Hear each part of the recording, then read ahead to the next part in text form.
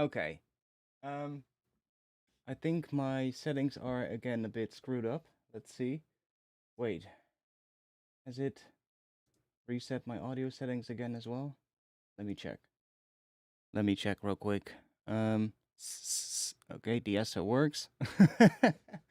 um, yeah, there was I was just about to go live, and is that still right? That looks still right. One moment, boys and girls. It has reset my compressor settings. Okay, that's no big deal. I can redo that real quick. You might hear a little change in my voice while I do this, but that's fine. Let's just do a little bit of compression. And I need to keep an eye on the level so that I know how loud this is. It's pretty quiet now. And then let's increase the gain a little bit so that it gets louder for you guys. That should be pretty good. That's not too loud, I hope. And then is the EQ still right? Yeah, the EQ is still right. Okay, good. Yeah, I was about to go live, and I wanted to click, wanted to go live, and I suddenly noticed in my dashboard, in my streaming dashboard on Restream, it was displaying a huge ass Restream watermark over my live stream in the colors of Ukraine. And I was like, what? I'd never seen a watermark over my live streams. What is this? So I went to the Restream site, and the only way to get rid of the watermark is by paying for their subscription. Now, don't get me wrong. I understand that they're moving towards a subscription model. I get it. Makes sense. You know, they need to make money somehow. But this just feels fucking wrong. Like, this feels wrong. You're not going to place a watermark on top of people's stream and then pretend you're supporting Ukraine, but doing it in a way where people that use your platform are basically forced to pay a subscription to get rid of it. Like, that just feels wrong to me. Maybe that's me, but I don't think that is the right timing to launch a subscription model, honestly. Especially because it was also not communicated, it seemed. I went onto their social media profiles, no update post whatsoever about this, no update about the fact that this was going to be released.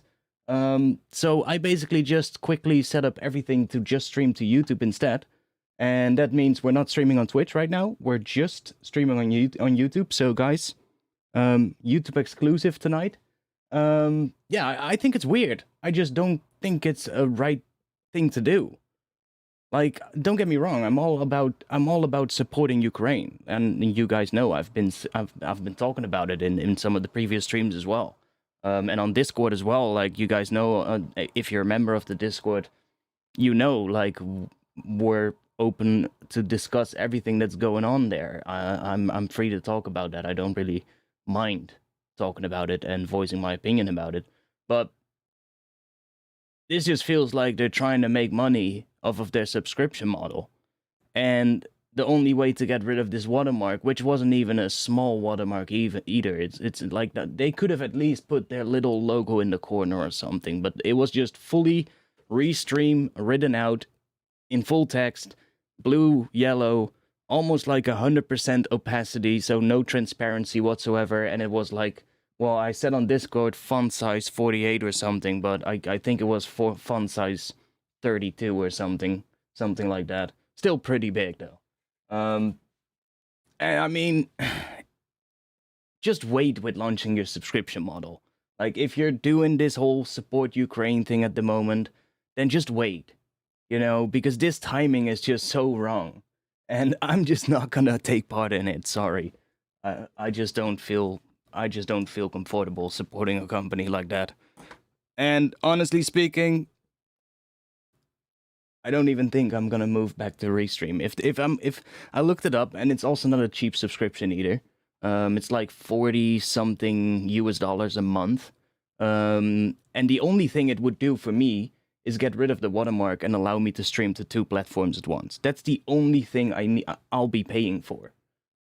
That's quite a lot of money for just that. you know? I mean, you get other things as well, but most of the things I don't really need. So, probably not. Well, now there is an alternative actually. And I thought I was gonna do that, but now I'm trying out right now how the stream thing works in well, yeah, I'm not sure. Maybe I can. I don't think I can use the Restream chat software without using Restream as a streaming service. I'm not sure. But it's just a shitty move, you know, it's just a shitty move. Especially because it's not communicated and shit.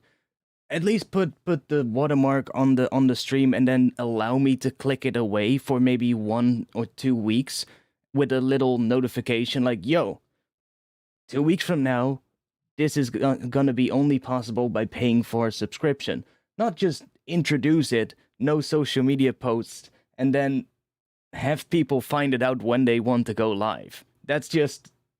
Sorry, I literally almost had clicked live and there would have been a gigantic Restream logo plastered across the stream.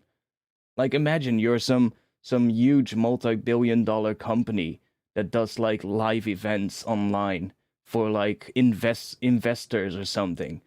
Like, some upscale huge event for, like, big-ass companies. And you use Restream to distribute this through to like a couple of different platforms, because you can use custom streaming links and servers, right? You don't have to use the preset ones. And then you suddenly have this huge ass logo plastered on top of it. It's like, sorry, but that's just... How can you even do that? But whatever. Whatever. We're gonna make some breaks, or at least we're gonna start making a break. I was working on an intro, just playing around a little bit earlier today, and I wanted to make some liquidy drums. Completely failed at it, and instead ended up with some more jungle type drums, and I kind of like it, but I want to quickly, as the first part of the stream, because I think you guys would like me to do that, make a break, just like the one that I already made earlier today in Addictive Drums, because I want to see how it's gonna sound if we make a break at a slower tempo than drum and bass, and then speed it up so that it becomes a higher tempo. And if that doesn't work, it doesn't sound good, then we can always go back to the old break. So we'll go back to that. We'll go to that actual project in, I guess, maybe an hour or so, maybe half an hour. I don't know how long it's gonna take us to make the break, but we'll see. Let me grab... First of all, let me... That... Okay, let's see. Everybody, say something in the chat so I can see if the chat works, because I put a chat thing on top of the stream, which also was, of course, my Restream chat, which well, obviously is not going to work if I'm not streaming to Restream. So I swapped that out. And I'm not sure if it works. So, test. Ah, it works. Nice. Good. The blue name is a little bit hard to read, but I guess I'm fine with that. Maybe I can change that real quick. Do we have some theme that I can swap out? Theme. What, there's only 2 options? Keep chatting, boys. Keep chatting. Oh, that's a little bit better. It's a little bit bigger, I think.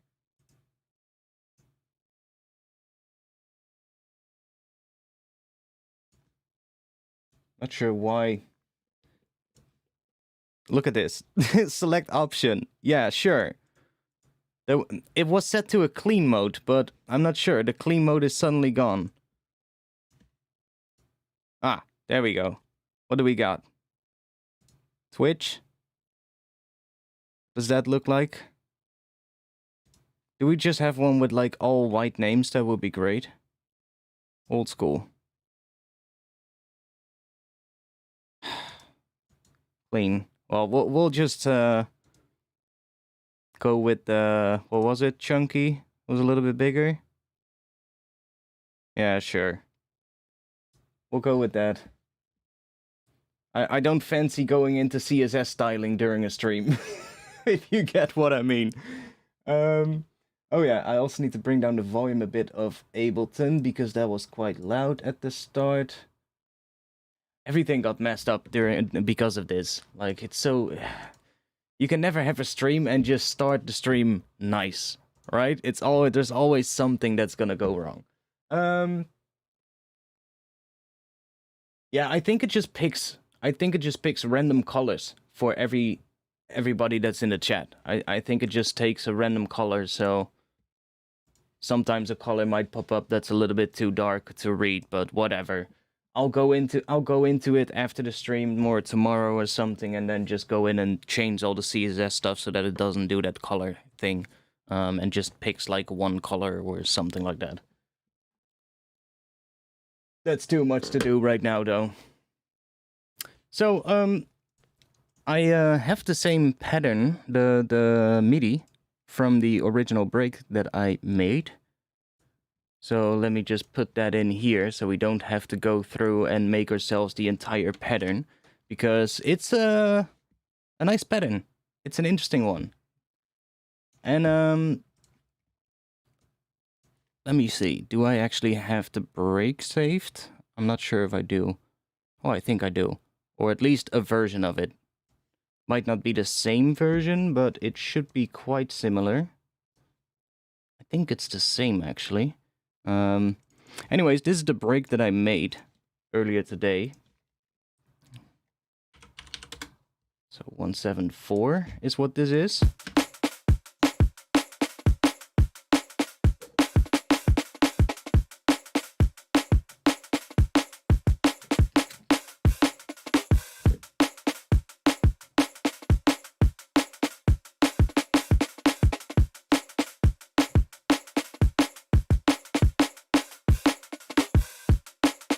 Quite like it.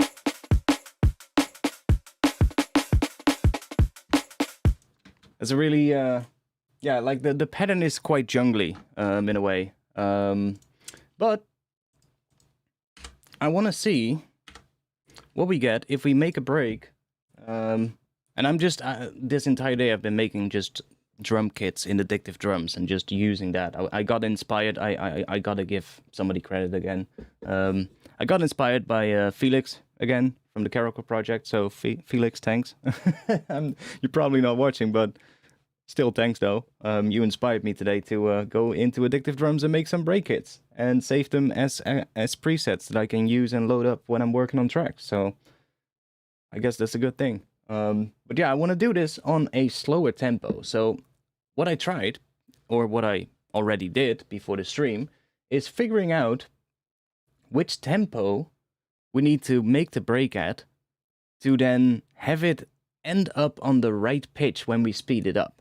So the project that I was working on earlier today is at 174, and I thought if we try and make the break at, well, 4 semitones lower than what it's going to end up,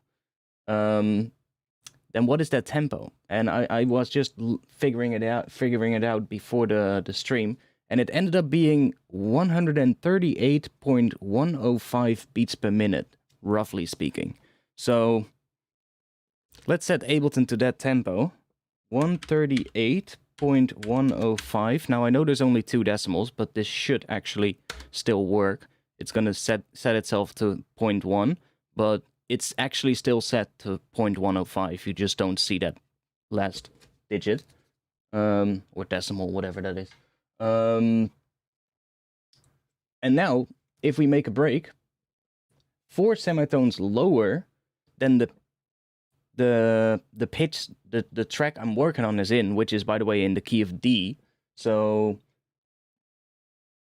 if we're gonna be writing a track in the key of D, then the chance that our kick drum is gonna be tuned to either D or A is quite big, because D is the root and A is the perfect fifth. And the same thing goes for the snare drum, right? It's usually the ones that usually sound best is going to be the root or the perfect fifth. Snare drum sometimes can be also the minor or major third. That can also be kind of cool, but usually you're going to be ending on like a pitch that's somewhere in the scale.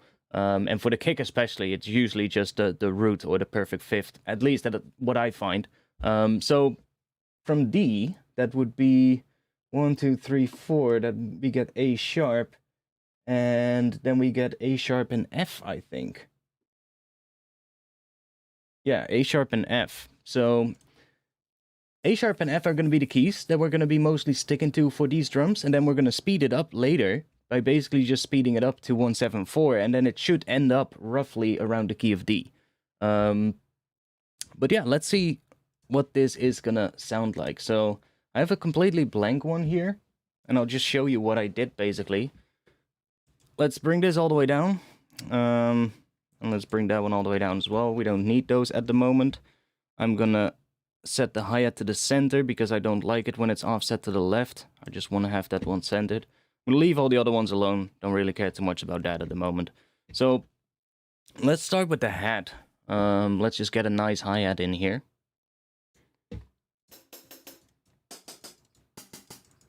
And another thing I'm also gonna do... Should I just put some quick saturation on this whole thing so we just have a bit more volume coming out of it?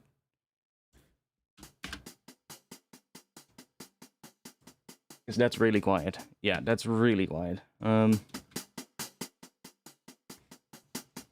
just crank that up. Let me know when the volume is too weird. And I'll get rid of it, or fix it. Because it might suddenly get a lot louder when we start working on the snare drum or the kick. So, you can see the MIDI right here. I don't want to rewrite the MIDI because that's just a lot of work. As you can see, there's even more stuff somewhere here at the top, I think. Oh, there's not. Okay, good. But yeah, and it's a lot of velocity tweaking. But the hats as well, like this is all the hats. And there's a couple of open hats as well.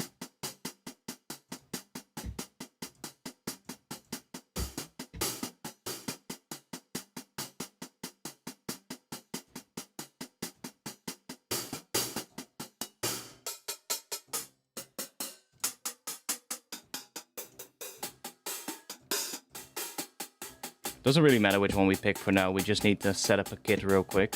Kick drum.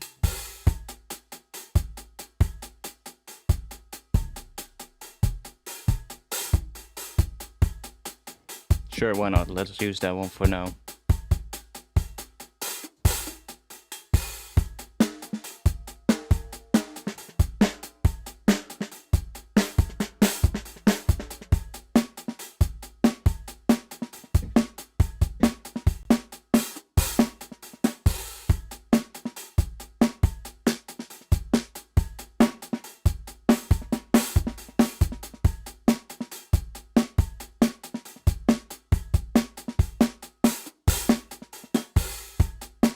Yeah, I saw there was another earthquake in Japan. Anybody is in Japan? Hope you're right.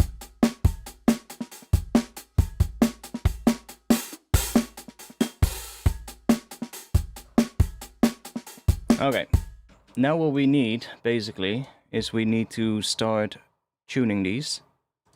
Or at least roughly, especially the snare drum. I'll just put an EQ on here so we can see what it is. God damn it, why are you too big?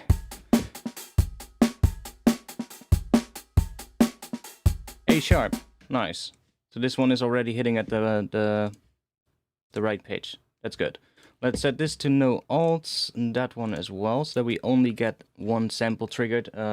It's not gonna change the sample randomly. Every snare drum is going to sound the same, but it's, well, every snare drum sounds the same unless you change the velocity, then it will actually trigger different samples. But we don't have to change the pitch of this snare drum.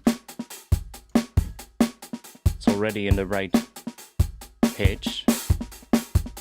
Kick drum is, yeah, you don't really know, it's a bit hard to see that. So that's just gonna be done by ear.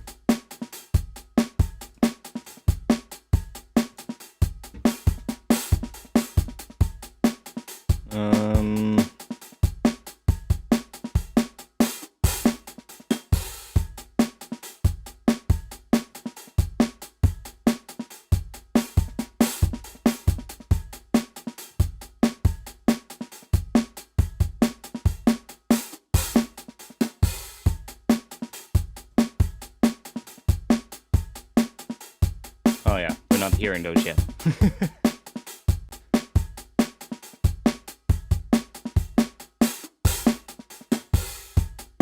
We'll probably get to the envelopes later. Let's introduce a bit of this.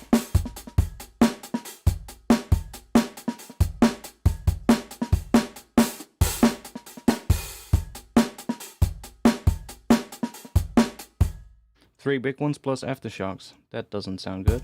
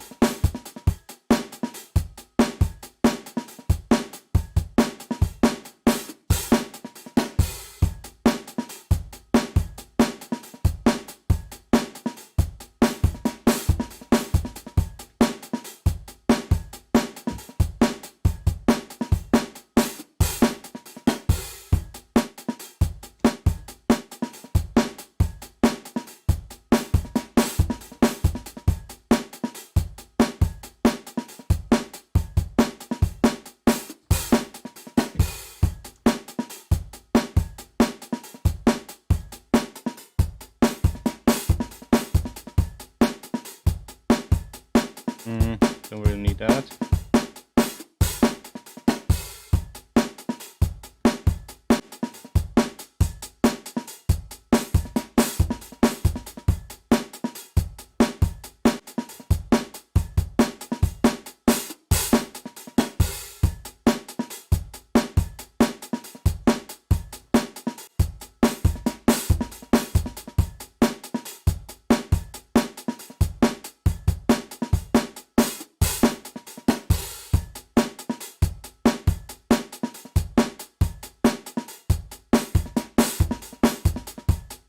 Yeah, welcome everybody. We're just getting started. Just making a break real quick.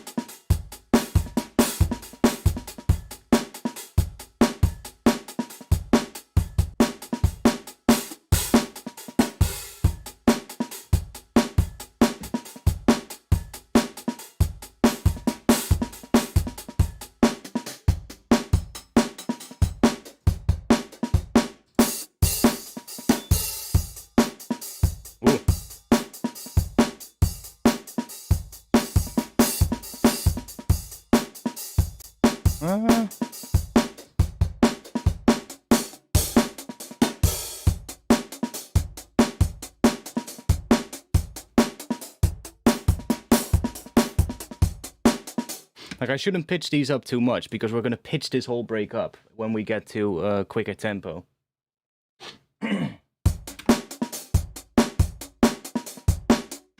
Why doesn't... what? Mount AD sound like this? Or my addictive drum sound like this? Is that what you mean? Well, I mean, I literally just started this from a blank kit, so... you should be able to do the exact same. It does all rely a lot on the MIDI though. Like, this MIDI definitely makes a big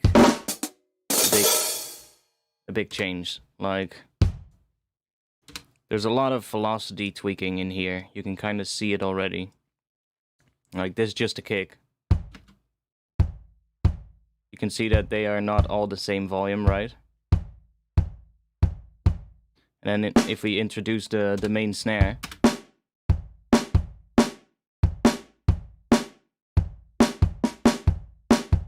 it's a little ghost hit there.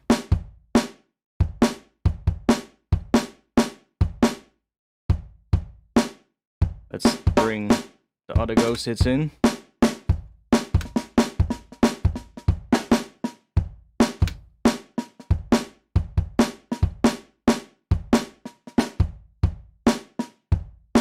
And then with the hats, all of those. It still sounds very basic right now, but that's fine.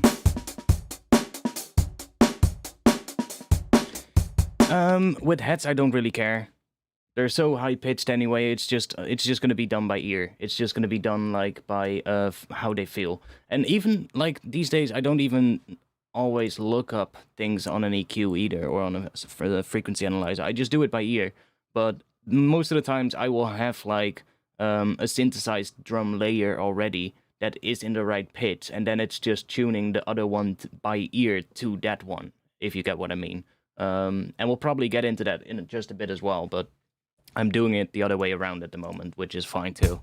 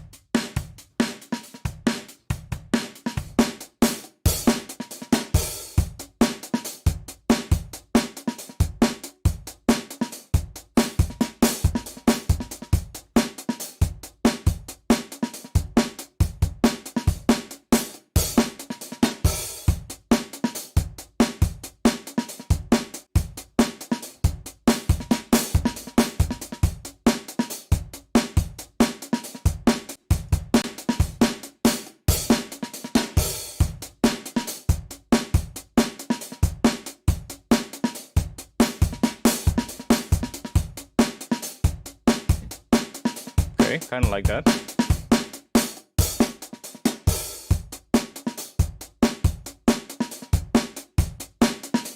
It's maybe a little bit long now on the release, but that could also be because we need to tweak this. Well, I don't think so. Oh yeah, actually. By the way, if you hold shift, I noticed this earlier today. If you hold shift and go over these, look at that. You can do this. I didn't even know that. That makes such a huge difference.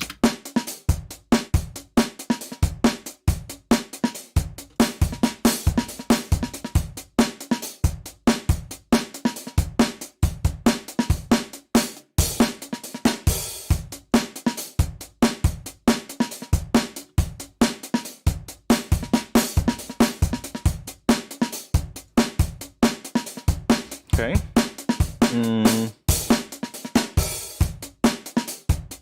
Let's add. I like that. I did that earlier as well, and it sounds really cool. Let's take that one, and let's go to the kit page, and let's link that bad boy to that one. That one.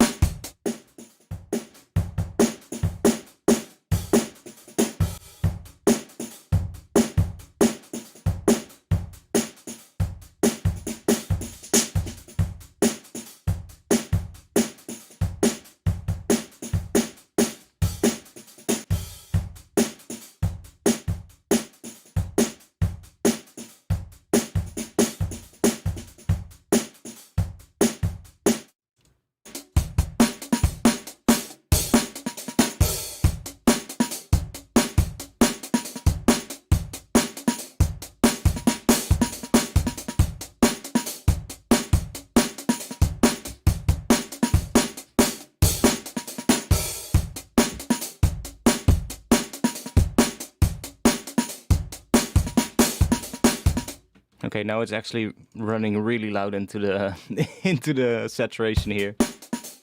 Let's back that down a bit.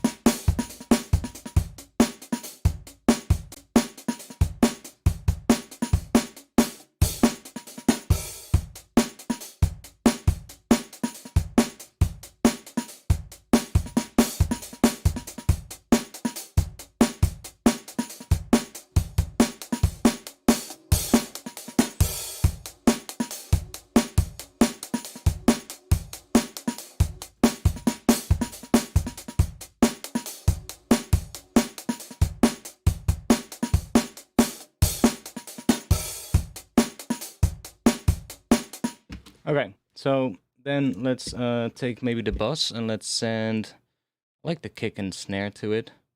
Just all the way.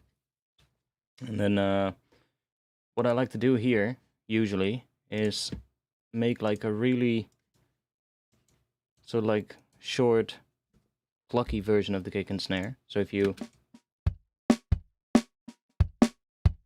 get just something like that. And then you can mix that in to kind of reinforce, especially if you decide you want to have more of the overheads and more of the room, so everything gets louder. You can just kind of push this into it a little bit and kind of bring a bit of that transient back.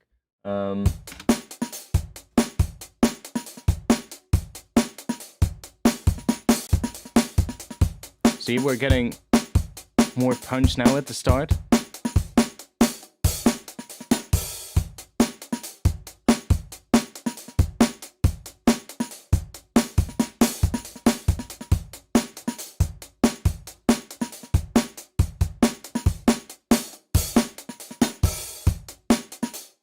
Anyways, is the drum MIDI from a pack? No, it's just a MIDI that I wrote earlier today.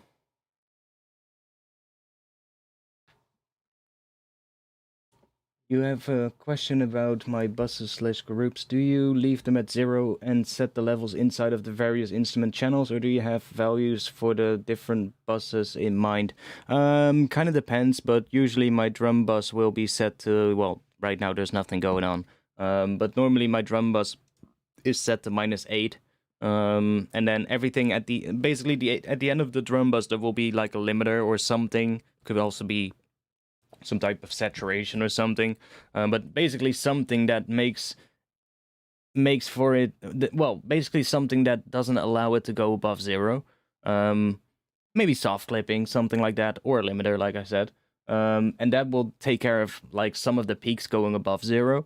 And then because the group is then set to -8, none of the drums will get any louder than -8 decibels, and that is usually my starting point for like any mix that I do. I find that works well, but it doesn't really matter too much. Like, it really doesn't matter what levels you pick.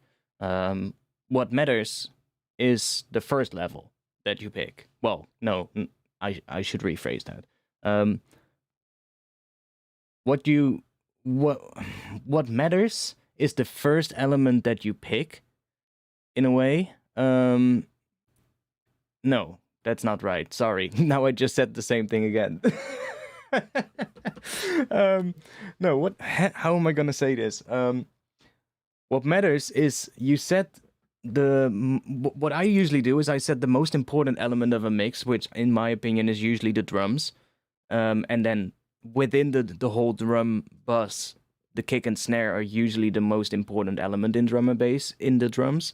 So the kick and snare are going to be the ones that I'll set first. And it doesn't really matter where you set those, but the level you set them to is going to be what's going to dictate the level of everything else, if you get what I mean. So you set something first that is going to be the backbone of the tune. That's going to be something that is going to be very important, that needs to be very upfront, and is probably the loudest thing. Probably your kick. And if it's a drum and bass track, something with like a two-step pattern, the snare drum probably as well. If it's a 4 to the floor track, snare drum probably not so much, because it's probably going to be a snare or a clap that's laid on top of a kick, and then it's probably a lot quieter. But if it's like a two-step rhythm, kick and snare probably equally as loud. So those are going to be the main things first, and that's what I would set first for any mixdown if it's like a track like that. And then think about what is most important next. Probably sub bass or bass in general, you know? Set those to be the right level to those two drum sounds that you've already set up. And don't worry about everything else in the drum bus. Just worry about what is most important for the track to basically be there, which is probably the kick, snare, and then the bass, right? And then start bringing everything else in one by one and just blend that in and just set it to where it feels right. But because you've set those first elements to whatever level you wanted to start at, and like I said, it doesn't matter what level you pick. You can set it to -8, you can set it to -14, whatever you want. It's just going to dictate what choices you're going to make in terms of levels afterwards. But yeah, I would just work through it like that, basically, every time. Start with the most important things and then work your way through. And then at some point you might even get to almost to the end of your mix, and you might still have like 4 or 5 tracks left that are not turned on, and you might go, actually, I don't need these last couple of tracks, though. The track already sounds full enough. And because you work your way through, like, okay, which elements are most important, and then work your way down to the elements that are least important, you might actually find out that a whole bunch of very least important, well, some of the least important things are actually not needed at all. At least that's what happens with me a lot of times.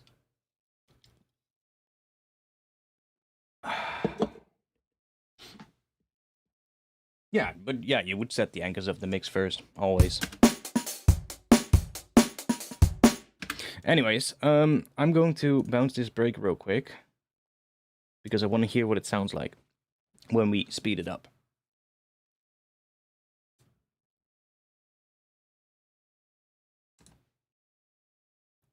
This is literally just an experiment before we go into the other project. I mean, doesn't look too bad. Like, the kick drum is a little fucked, but that's because it doesn't really have a nice low-end body to it. It's just an acoustic kick. Snare drum doesn't look too bad, actually. Could maybe use like a nice transient. But that's what I would synthesize anyway. Anyways, I wouldn't do that with addictive drums. Like, some people do it. They go into addictive drums with the pitch envelope thing there, and try and add like little click to the start of the snare and the kick drum, but I find it way too finicky. Doesn't really give me very nice control, so I would rather just make that my own. Just make that in a synth like Serum and just layer it on top of it, or just do some sidechaining to make it work. But now we have this. I should have given this swing. Unfreeze. Let's give it a little bit of swing. I've got this one right here, which I think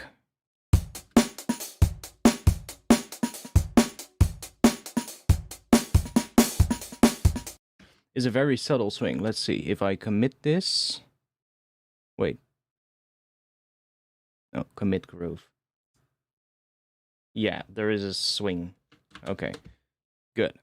Let's do a little bit less of it though, because it's quite a lot. So let's do maybe 50%. Okay, let's freeze.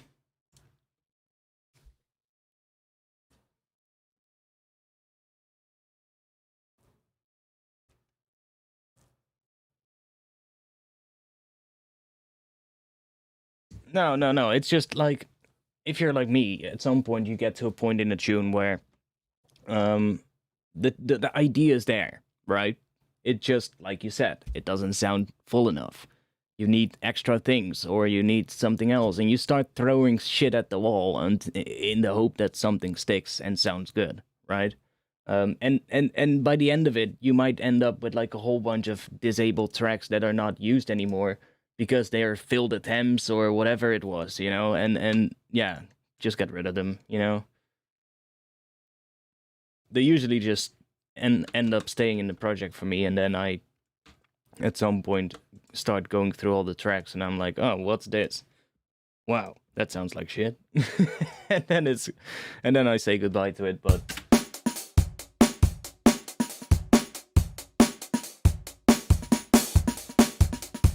Yeah, okay, so that sounds good. So now, if we go put this somewhere here, and if we go and unwarp that, and then do +4, then it should be at roughly 172 or 174.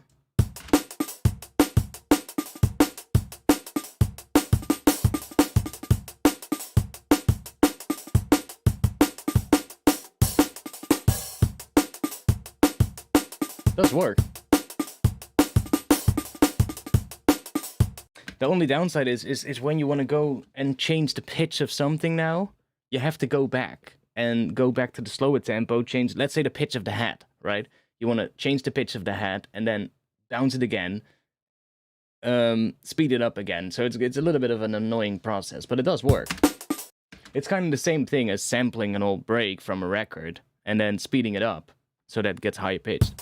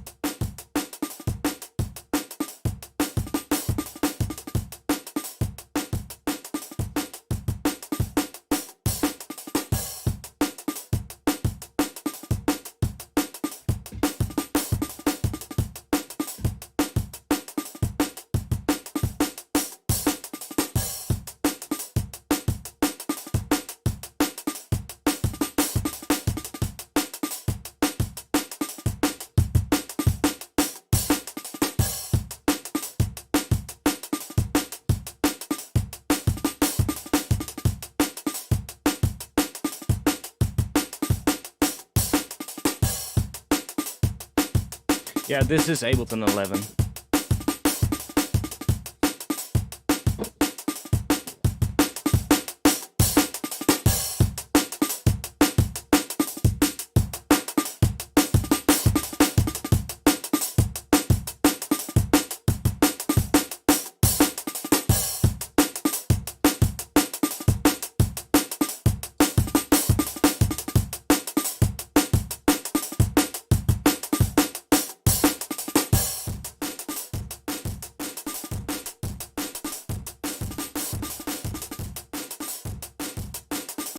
This is very subtle, but it does a really cool thing. It sort of like does some weird. It's kind of like a preamp plugin thing. It has all these different sort of like, what is that? It's some kind of hardware component in audio. I'm not too well versed with hardware, but and all of them do something slightly different to like the audio. It kind of creates a little asymmetrical kind of almost asymmetrical wave shaping in a way, where one side gets slightly louder than the other, which is kind of interesting.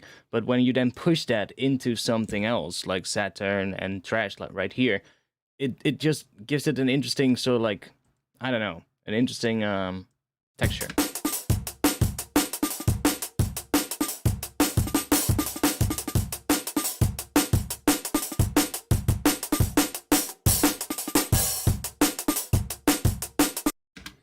Yeah, ever gonna do one of those track feedback sessions? I don't know. Probably not.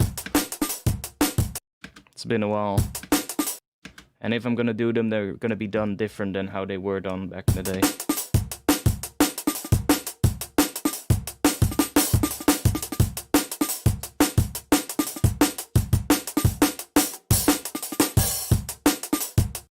I mean, it does work. I'm just gonna bounce this break real quick. Because it's kind of like a nice break. Yeah, let's just do it there.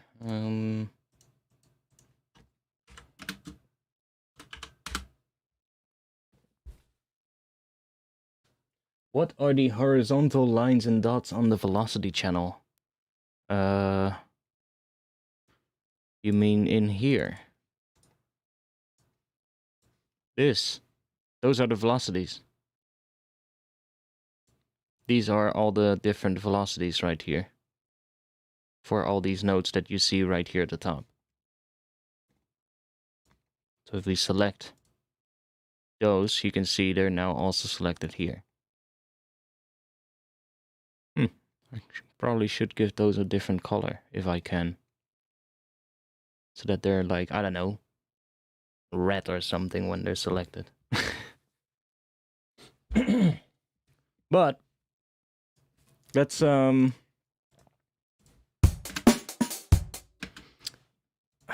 gonna save this project and open up the other one. That one.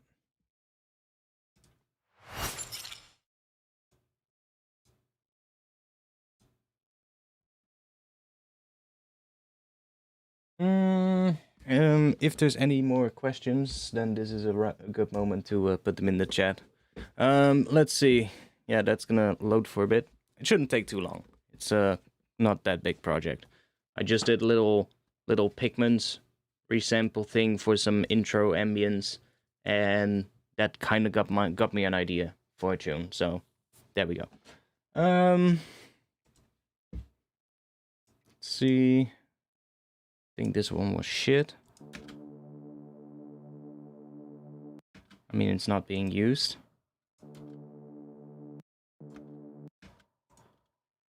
Goodbye. What is this?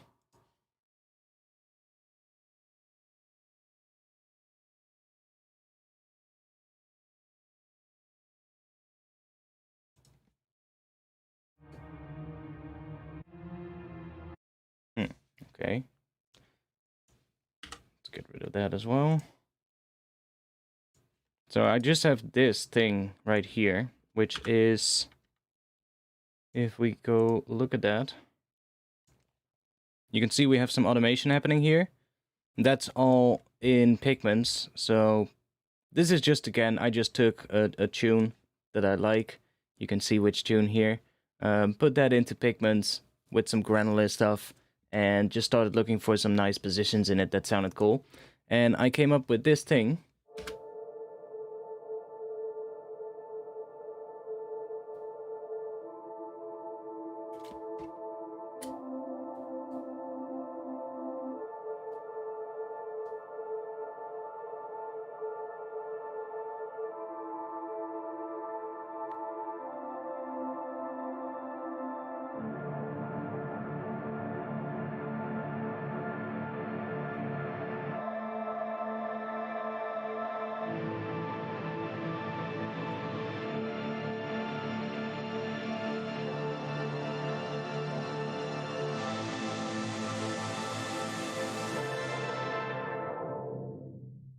And there we're going to go into a drop, I think. Going to be a short intro on this one. 32 bars. And then going into a drop. I want this tune to be a little bit more simple, at least. Well, I say simple, but it's probably going to end up a little bit less simple. But I then found this thing, which is actually a sound from Contact. I don't know what it originally was. I think it was some kind of a percussive sound. Let's see. That's turned off. This was a Contact sound that I bounced. Oh, yeah. And I put some effects on it, and it suddenly made it sound like this. I quite like it. That almost sort of like overblown, distorted kind of sine wave. I just want to see if I can make a bass sound that sounds like that so I can extend it, if you get what I mean. Make it a little bit longer in certain sections, or have like a more sustained version of it that we can give some extra harmonics or something, use it as like a bass. Maybe we can resample this, just bounce it to audio and resample that into a wavetable or something. And yeah, and then I have that original break that I made right here.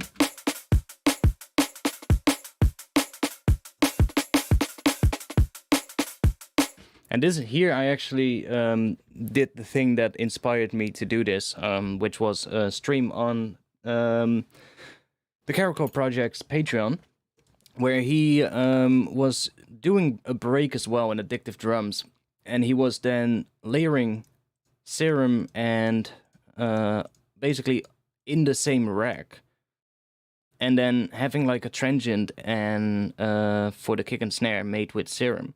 So like, I made my own. This is a different setup than what he was doing, but I just like my patch like that. And the same thing for the snare, so we have a snare drum like that. And those are layered with Addictive Drums using the key thing right here. So only C1 has the kick drum, as you can see, and then C sharp 1 to G sharp 1 is the snare transient. And then I also use this skill thing. By the way, Felix, if you're watching, I saw you weren't doing this, and I saw that your snare transient was pitching up depending on which snare drum you triggered in Addictive Drums. If you want to have them all on the same pitch, just put the skill thing on here and put them all on the note that you want. So I just did that to make sure that they're not going to be different notes, because without that thing, like if we just play the snare drum transient without that, because we have different MIDI notes for the snares, like that is a snare, that is a snare. So you can hear it, right? You don't want that. You want your snare transient to just stay the same, right? So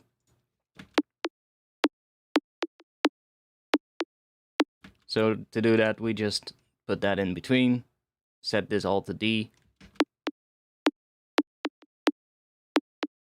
Now they're all the same note. And that's then the same with the kick as well, so. And it's just literally layering that on top of the break.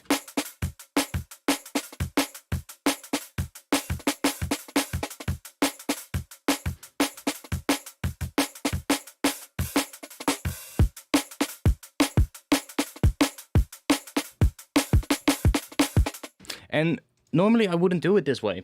I would normally do these on separate tracks. But I saw him doing it on his Patreon, and I was like, let me try it out. And actually I quite like it, because you can basically just put some processing after it, and all of this is processed together, right? So it's all getting the same processing, which really gels it together. But also just writing the MIDI is so nice now, because I can just move this around, and automatically we get that synth kick and the sampled kick from Addictive Drums laid on top of it. And I don't have to go into different tracks, move things around, so I might actually start doing it this way. Quite like it. And I even set up the patches to be velocity sensitive in Serum as well. So you can see right here, some of the kick drums, the volume here goes a little bit lower as well. And the same thing with the snares, because the go snares, we don't want to have a lot of this one. See, so it takes the volume down of this synth snare every now and then when the ghost hits are played. And depending on the velocity, you can just hear that we get more or less of that synth bass layer. So that is the same pattern though. I actually have another version here that I made before it. You can hear how shitty this one sounds. I mean, it's not that bad. But that one just sounds so much bigger. That snare is just so much better. This could be a variation though. Maybe for the intro. I was actually thinking of using that one that we just made for the intro, because it's the same pattern. So we can just go to where I saved it.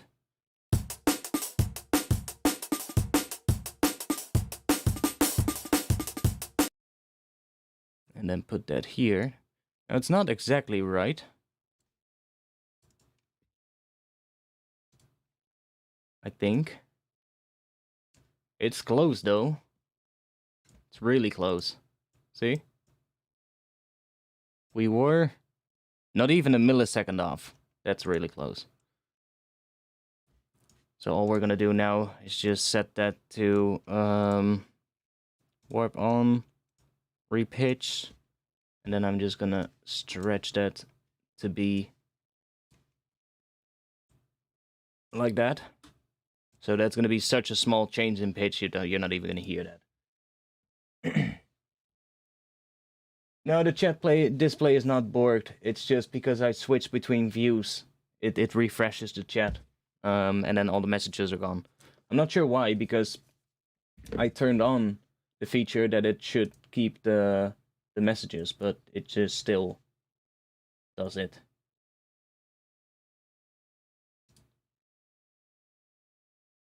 Well, I can do this. Done. Now it should hopefully work. Oh, it's just quiet. No, it's just, I don't know. We're just getting started with this, I guess. We made a break though.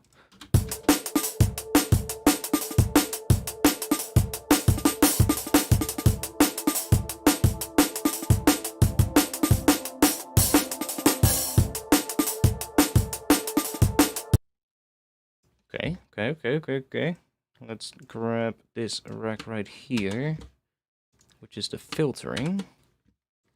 Let's see what we get.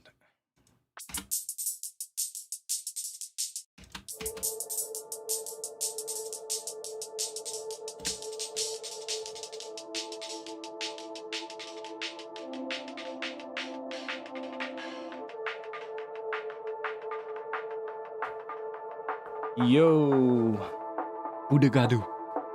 Such a good name.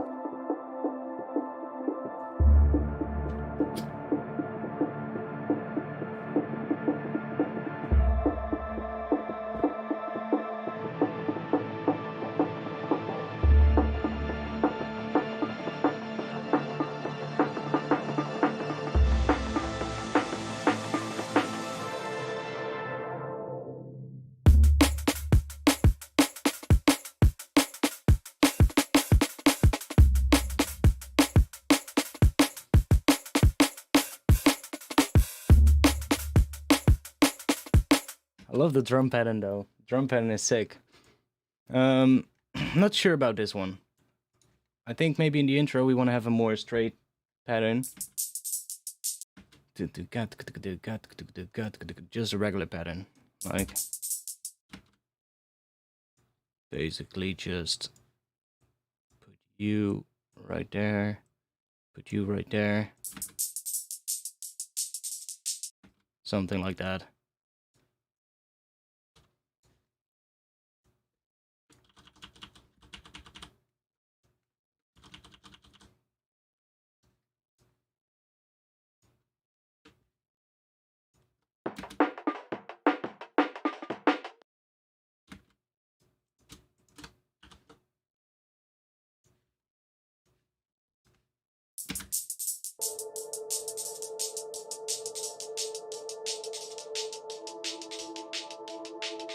Everything feels so much better now. Now my computer is cleaned up. Ooh, that's better.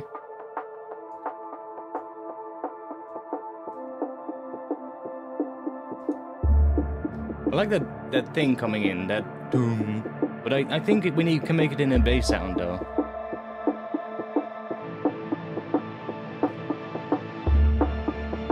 I'm thinking about what kind of a drop we can do for this.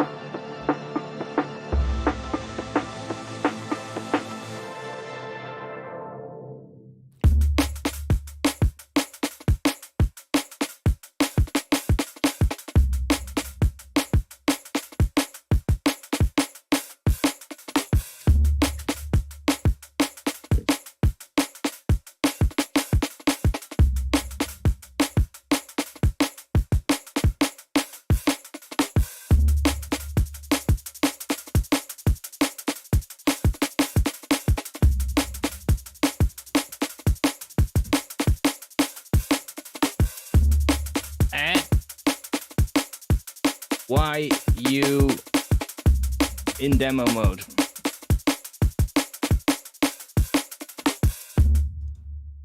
Why are you in demo mode? Because I bought you. How do we register this one again?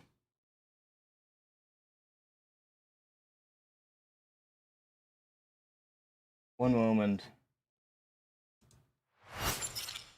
One moment, let me check. How did you register this one? I registered it a little while ago on my other PC, but probably through this thing. Okay, good thing that I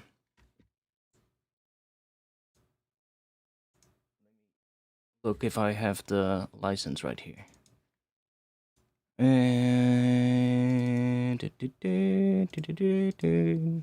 Where is the license files, plugin licenses?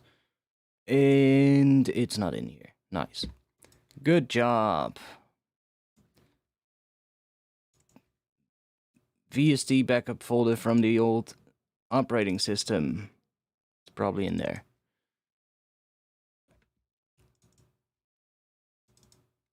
Alright, there it is. Let's put that back where it should be. And I'm not sure if this is already gonna work, but let's just quickly test it out. I'll just reload that plugin real quick. See if that works. That seems to have done it. Okay, good.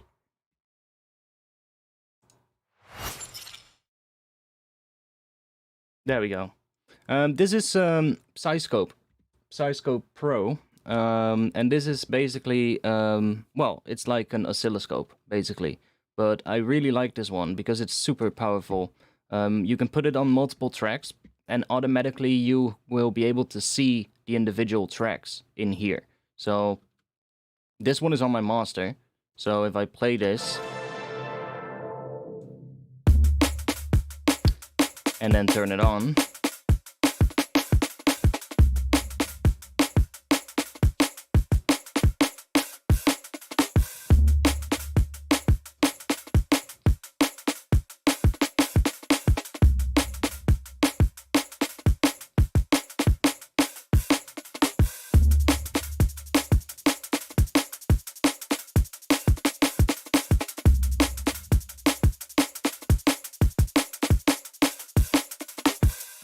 now, it automatically it doesn't go away when you pause your playback. It just stays here, and you can literally just zoom in and do everything. You can zoom in vertically. Let's bring that down a bit, because that is the 0 line basically. So we can see that we are not hitting 0 yet on this. But it's just a really powerful one. If I now put another one on, let's say, well, we don't have a kick drum channel, but we have a kick drum channel in here, right there. So if I put like one right here after serum, you can now already see it has made a second one here. And we can rename this as well, I think, in some kind of way. Not entirely sure how, but I'm not sure if these line up, because there's a latency on the master because of everything that's happening there. So I'm not sure if they line up, but that's going to be more what Ableton does. But this is just the kick. Here we have the master. They don't line up.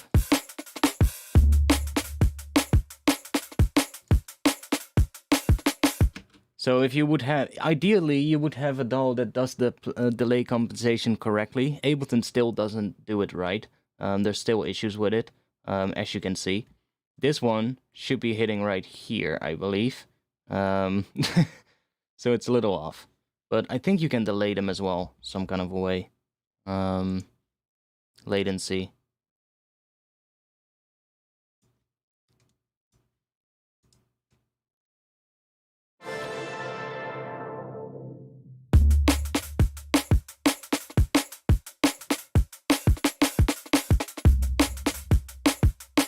That's annoying.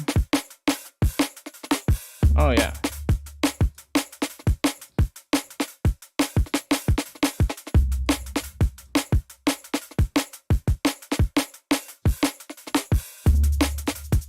But yeah, like normally you would put them on. I would put them on like. Usually not have like. If I want to do that, I would usually not have them like. On the master and then on different tracks as well. But it's annoying. Like it's annoying.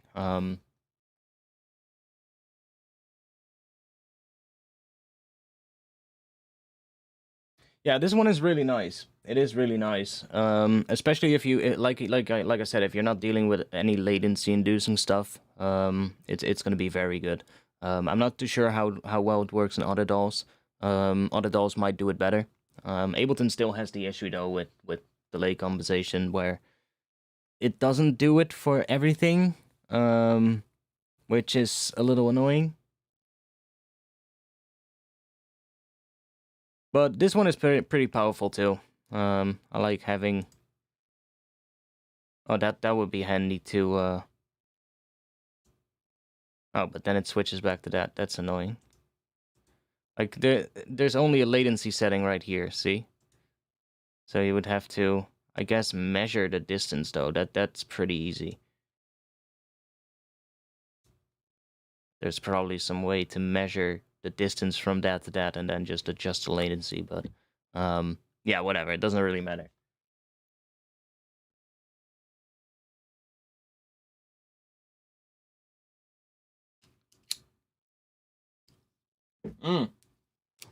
Could be that it's on the plugin developers. Could be the case. But this one is pretty powerful though.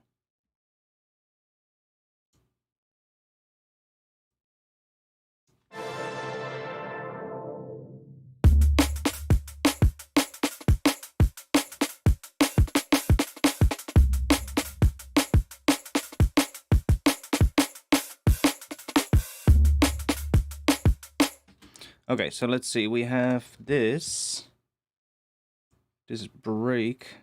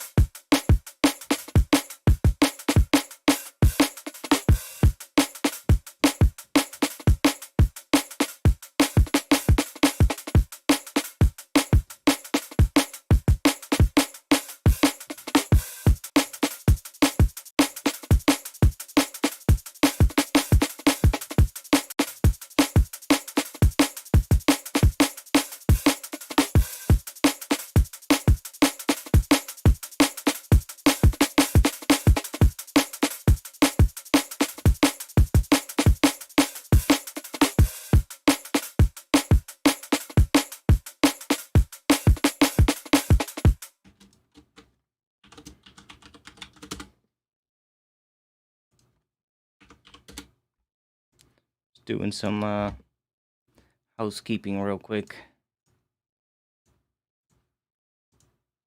That's at -8 now. Then let's gain it up right here with another 8.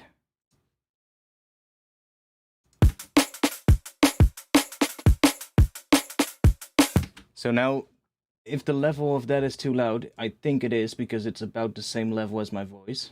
Let me just drop that a little bit.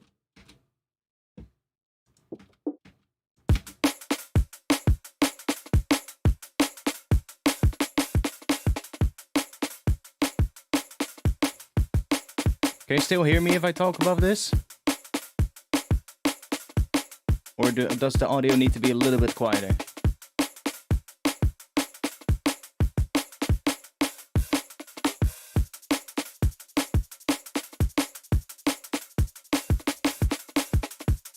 Okay, yes. Nice.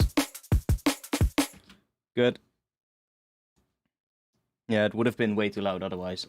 Perfect. Nice. I'm getting better at eyeing it. Let's see. So now let's bring the other ones in. This one's gonna be loud if I don't bring it down.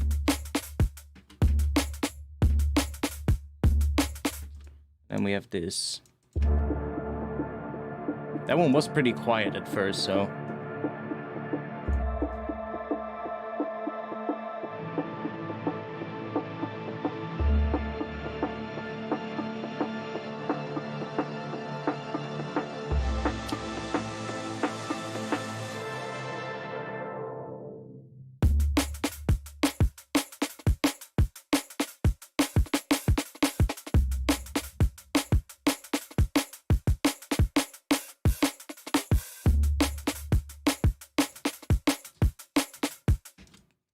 Yeah, so this sound, let me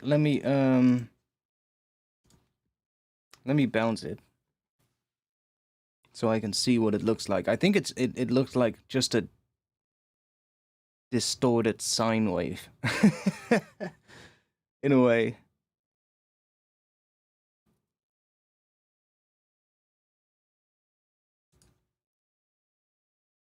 I mean, it's kind of what it sounds like as well, so would make sense. Yeah, that's pretty much a sine wave. Boom. And we should be able to make a bass like that. Pretty simple. Like we can use this sample as well, but I kind of want to make it so that we can have a more sustained version of it every now and then, especially in the drop. But yeah, okay, that works. Let me. This one, yeah, let me do that real quick so I don't get confused.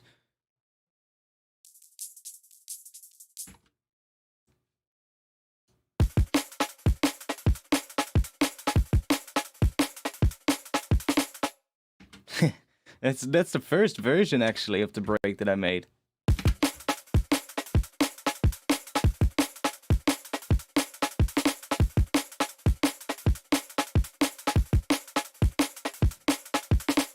That was the first version, and then I did this one.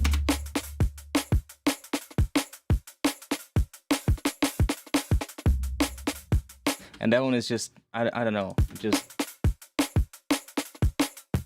has so much more vibes. So probably also get into like offsetting the heads a little bit from the kicks and snares or something. There's already a groove template on it, which is my own little 16-note swing template. It's pretty subtle. But like, I don't know, just like... Oh, that's a bit much. Or like, stuff like that, you know, that's gonna be really, really cool.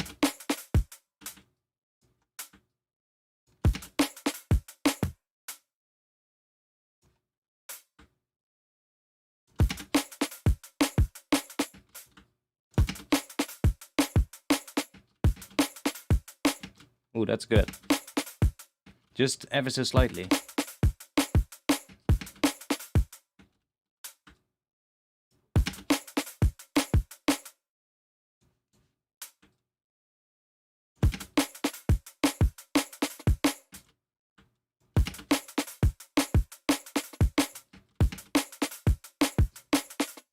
Like, yeah, let's just do it like that.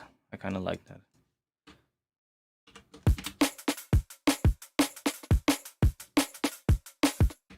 Okay, so this one.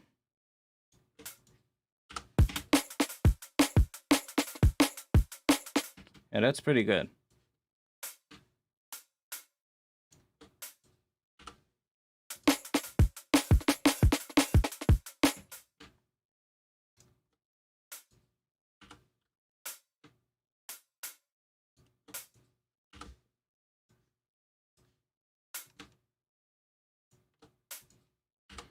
So those are just going to be the same every time.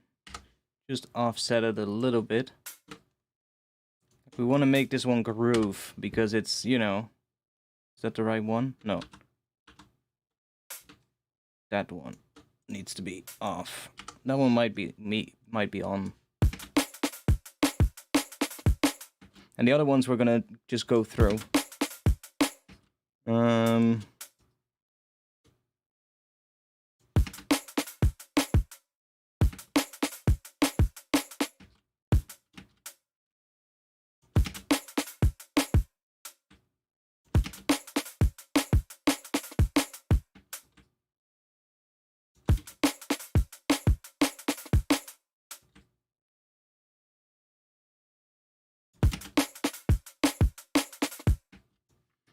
Just making it a little bit off every now and then. And only for the hats. I think it should actually keep this if I commit the groove. Because the groove, the timing is set to 48%, so it's not like 100%.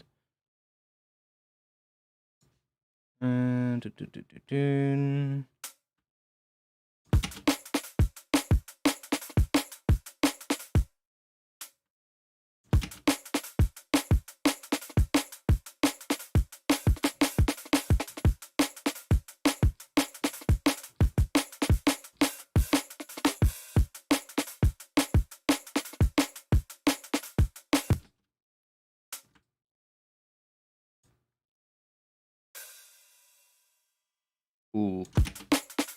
A little bit early. Oh, why not?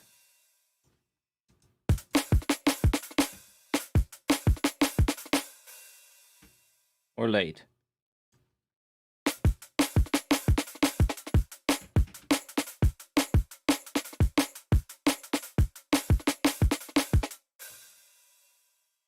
Kind of like it early, I think. A little bit louder.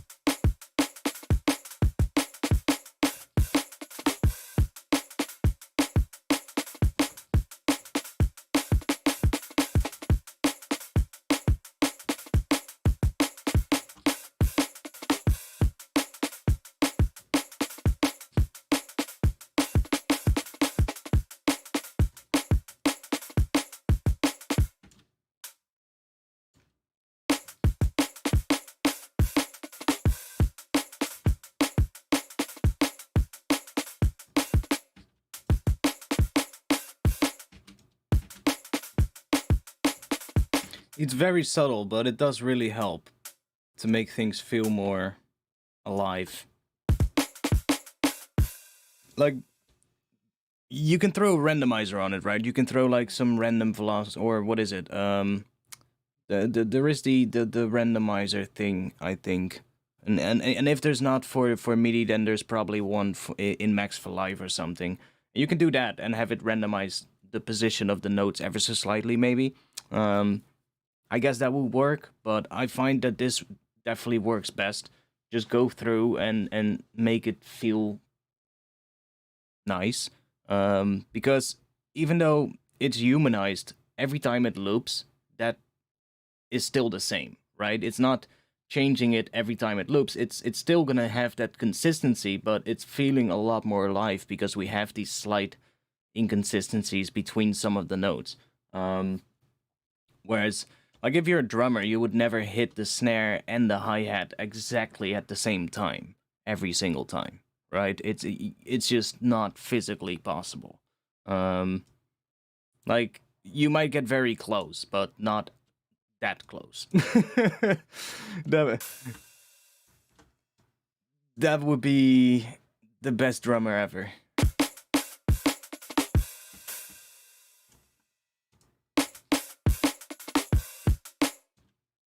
Oh, we're almost at the end. That one a little bit early. That kind of makes sense because he's kind of hitting the two open hats and then doing a closed one after it. So maybe that one is a little bit rushed because he just hit the open ones. You're kind of doing a little bit of a switch there. So you're just having it a little bit early and it doesn't even sound off. Right? It just sounds right, but it just gives it a bit more groove.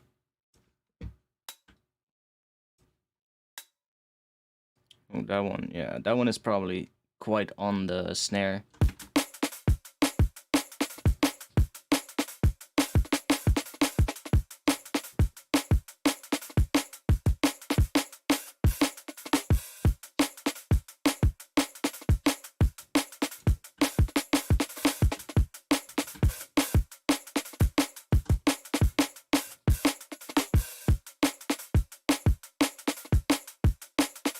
Okay, let's copy that.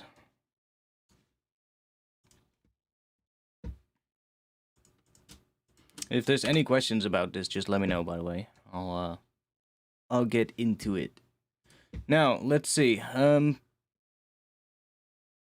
So the question is, what kind of a drop are we gonna do? So I am feeling this stabby kind of impact-ish sound at the first start of the drop, like that, boom. That thing. I'm kind of feeling that, but I'm feeling it needs to be more controlled, and like we can make it more longer, so it decays a little bit longer. That's why I kind of want to make one in a synth, but it just sounds and looks like a distorted sine, so that should be fine. And then I think after that, let's see. Like here we can probably have a vocal, some kind of a thing, so some kind of a vocal coming in.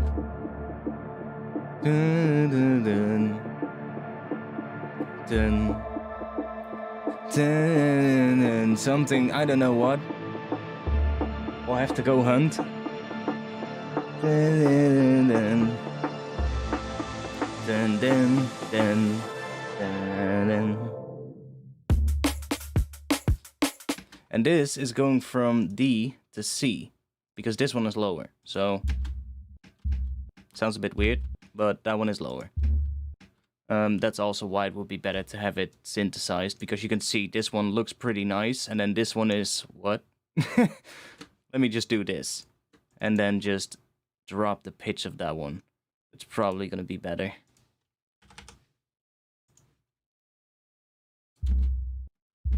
Yeah, that's better.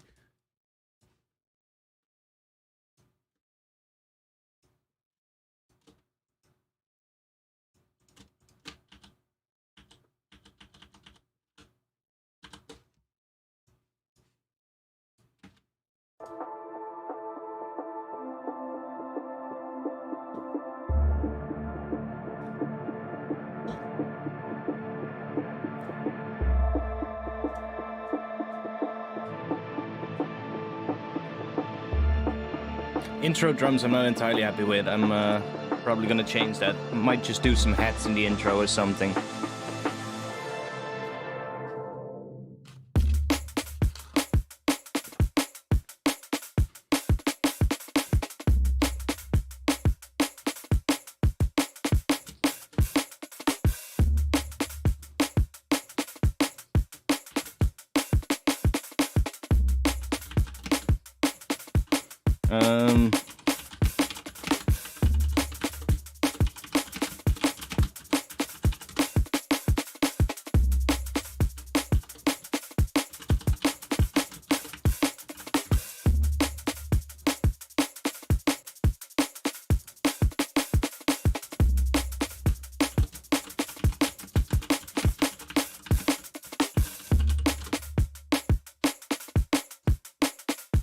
I'm gonna worry about making that blown out sine bass later because we have this one and it kind of sounds good there. We can just work on it later. But I want to figure out what we want to do after it. So...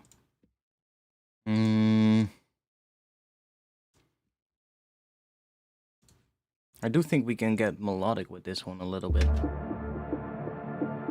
It's still gonna be quite dark in a way, but it needs to fit the sound that I've been doing in the last couple of tunes, or the last ones that I've been working on, so... I need to get a bit melodic with it, otherwise it's not gonna fit.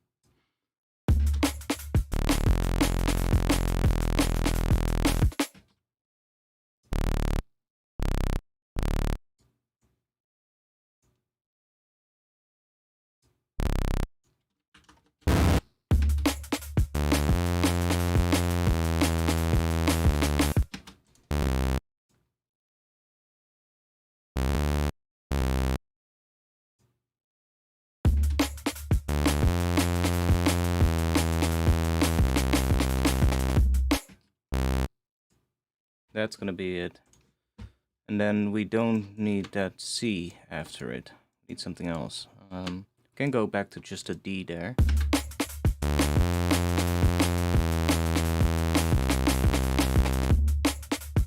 Yeah, that's probably gonna be good. Then we can...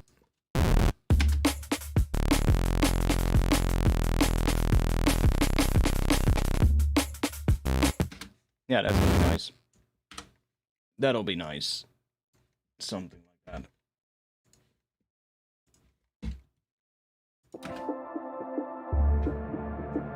I know it's just a saw wave right now, but bear with me.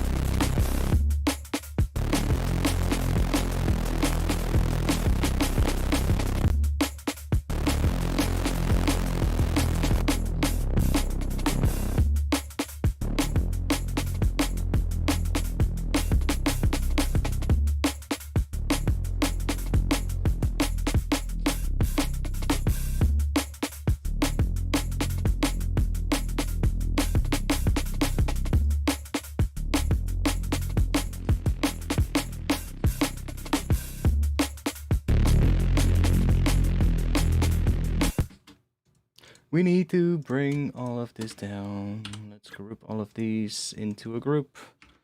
-9, so it's just a tad quieter than the drums.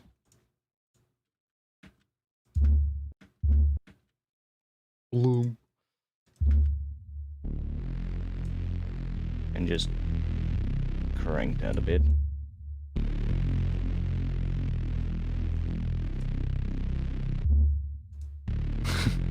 Bloom. I like that sound though. It's an interesting sound. Yeah, that'll do for now.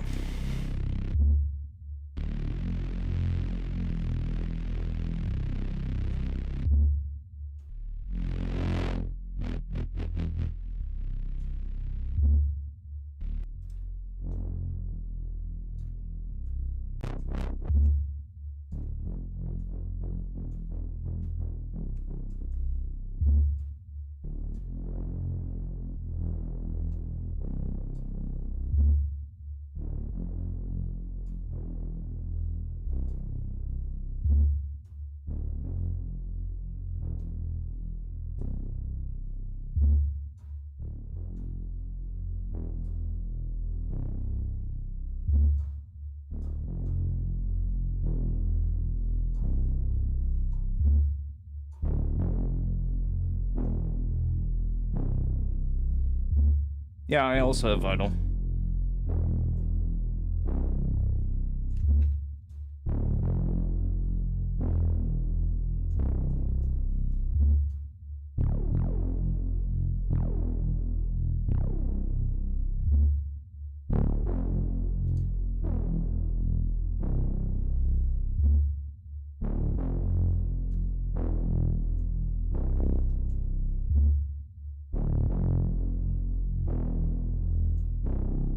Looking for a right position.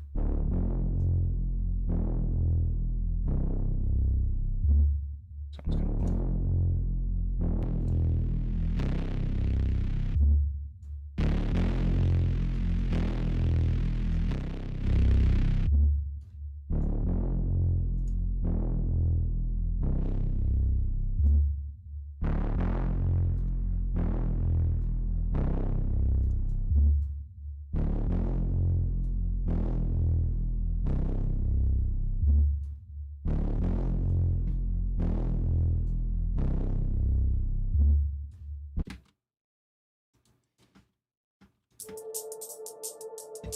Yeah, so the intro, I think I want to have something more like hats or something. So let me just do that. And then let's turn this on. This is just break, but we can do this.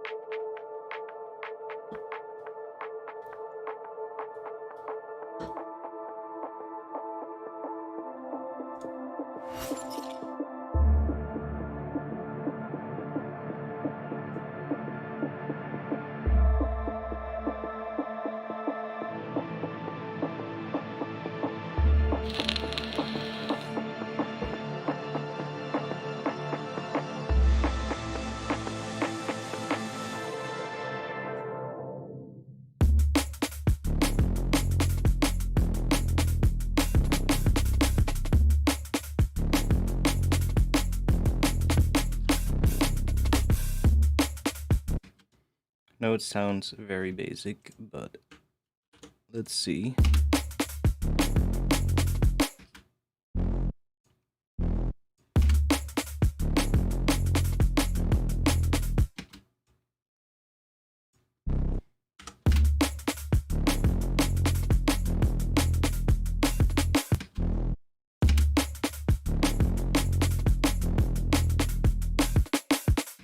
Where's that? We need to see where it's heading. Where is that open head heading? That's right here. Yeah. So if we do that.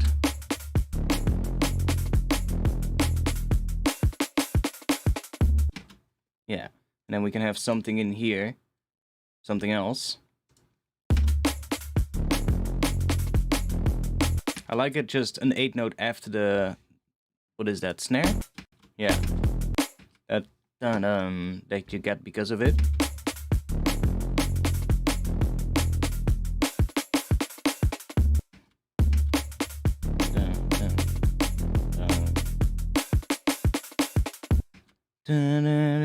Something there.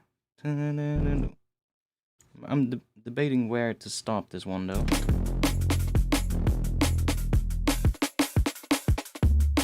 That might be better because that's on the kick.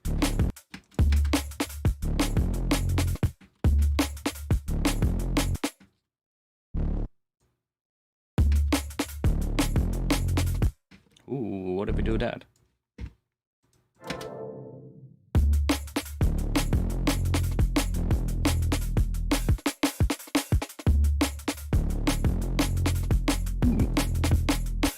And this one needs to be right there.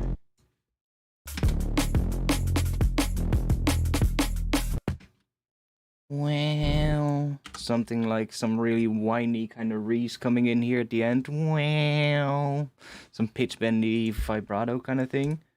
Let's try and make that one real quick. Well, that's kind of the pitch I'm hearing. Like a dying cat. From F to E. Well, I guess from E to F and back to E.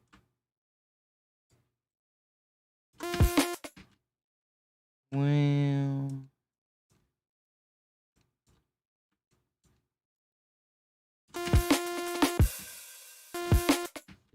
that's not doing anything. Okay. No big deal. Let me turn MPE off. I'm not gonna do it with MPE, I'll just do it with the regular pitch bend because MPE every now and then is still a little bit buggy. So let's just set this to E. And then do a 1 semitone pitch bend here.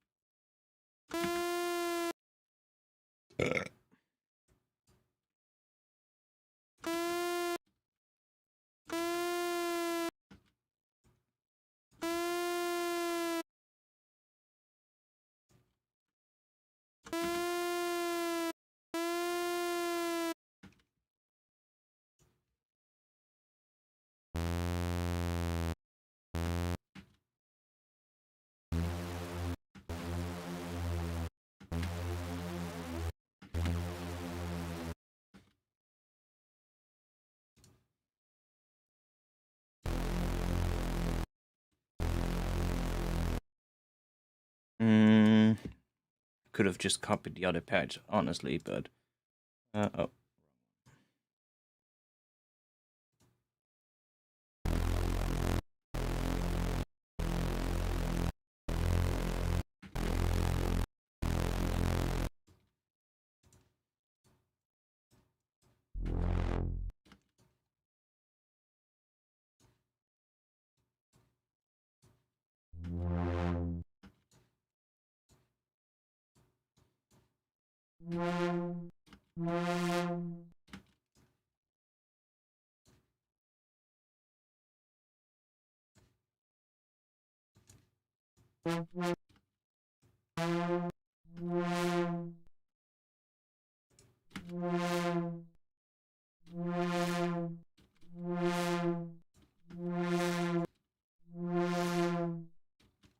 Something like that. And then we want to have another one. We're going to set that to the pitch. So LFO2, global master tuning. Let's make this a sine wave.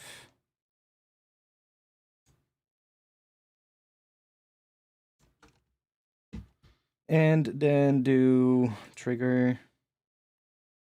And then this is controlling the pitch, so just want to have a little bit, and probably even less than that.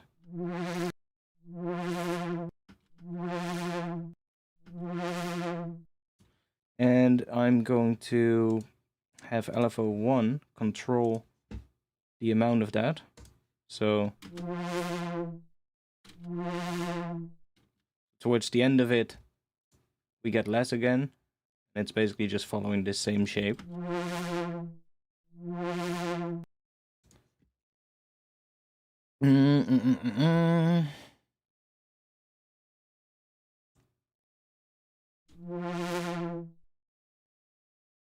Might want to go down somewhere.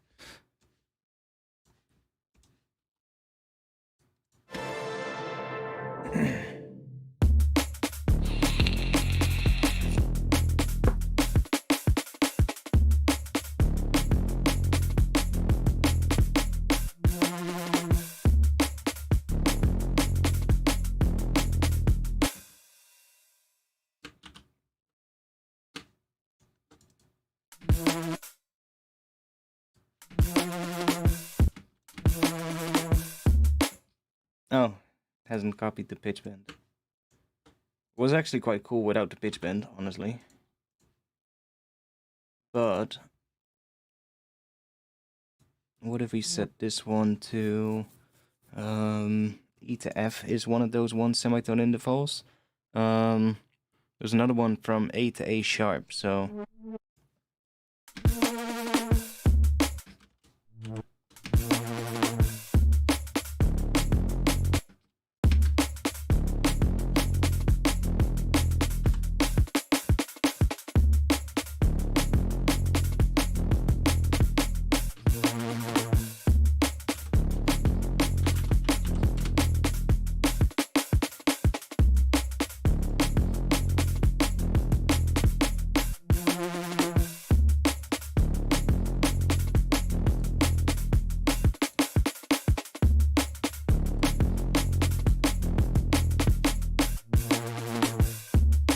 that's actually quite good.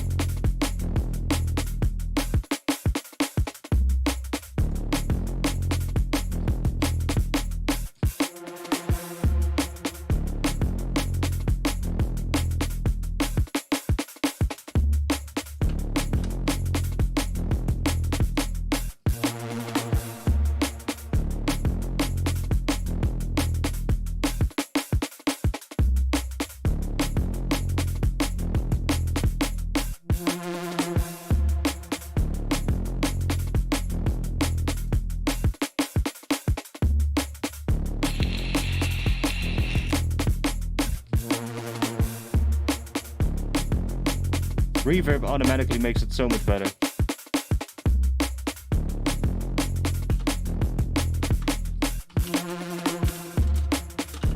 Dying cat. Breeze.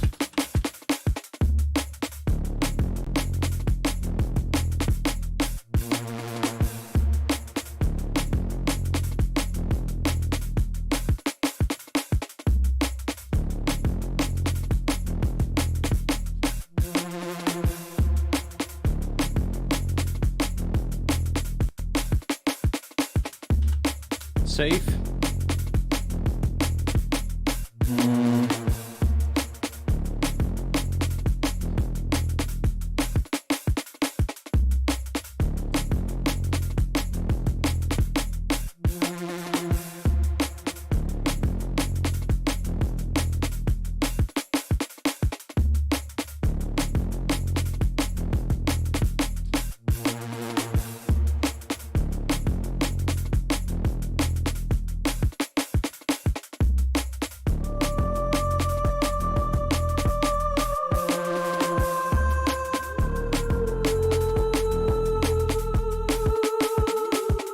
Bit loud.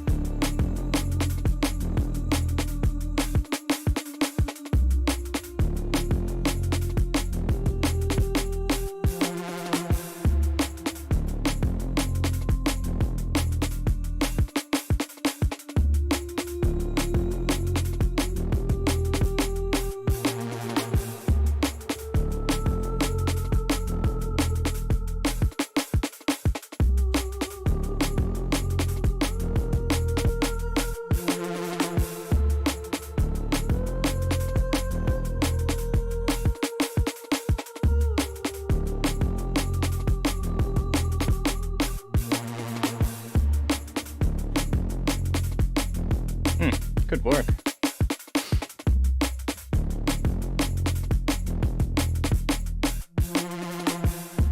Are we still live, or is the chat just completely stuck?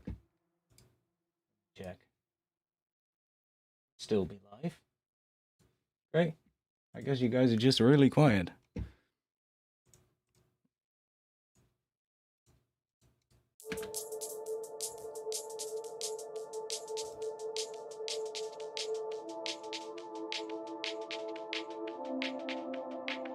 So I'm not even sure what the chords are doing in the intro, to be honest. I think it was Greedo who said earlier that the chords were pretty cool. I know they're pretty cool, but I have no clue what the chord progression is.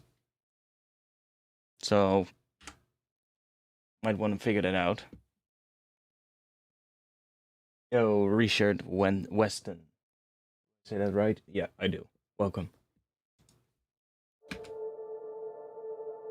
It's basically just another one of my Granular experiments, where I just chucked the full tune into Pigment, did some Granular stuff with it, and found a couple of positions that sounded pretty cool. So you can see it as well. It's just moving around throughout one track, and it's just taking a position every now and then.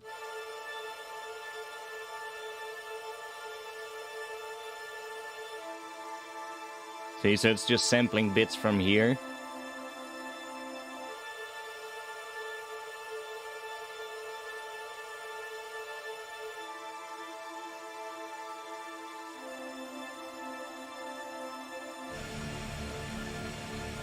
I mean, it sounds pretty cool, so...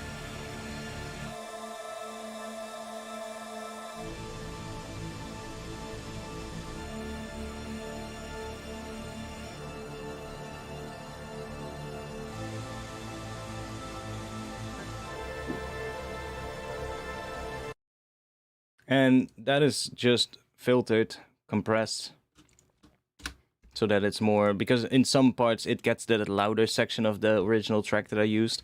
So just to even everything out, I've just used some compression, pretty heavy, aggressive compression. And then it's filtered afterwards, so that's where the whole sort of like progression comes from. It's like, starts very close like that. Because without it, it's just in your face, right? So it's just...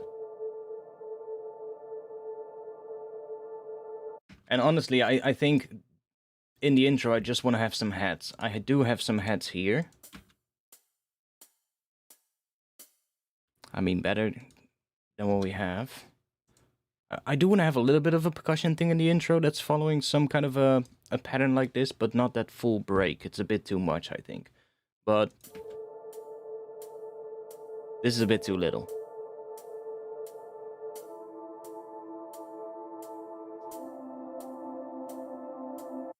What if we take this one?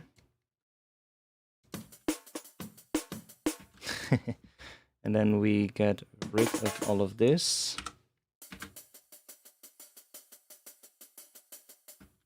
Then we just repeat that. What's that? Don't know. Let's get rid of it.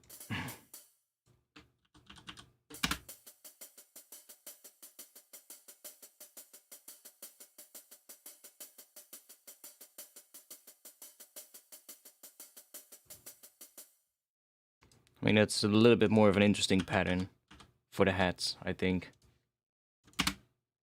See if that works. I mean, yes.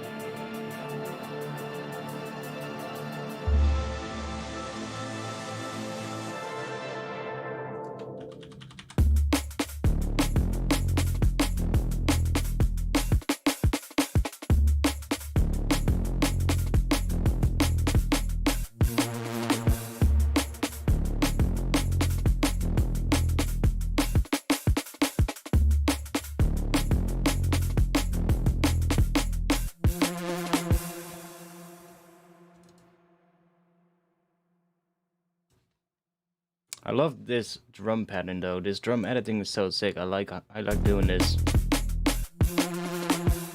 So let's see. I'm just gonna mute a couple of things here.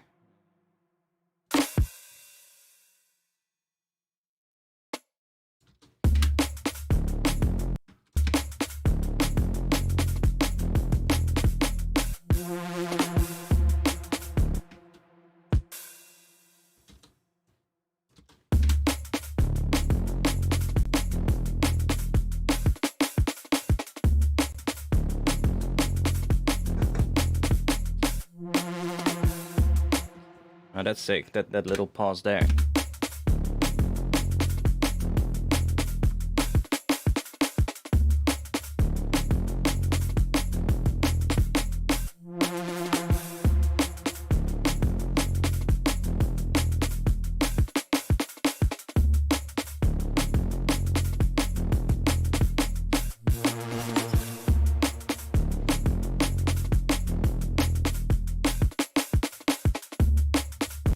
Okay, let's see if that's enough of a change in the drums.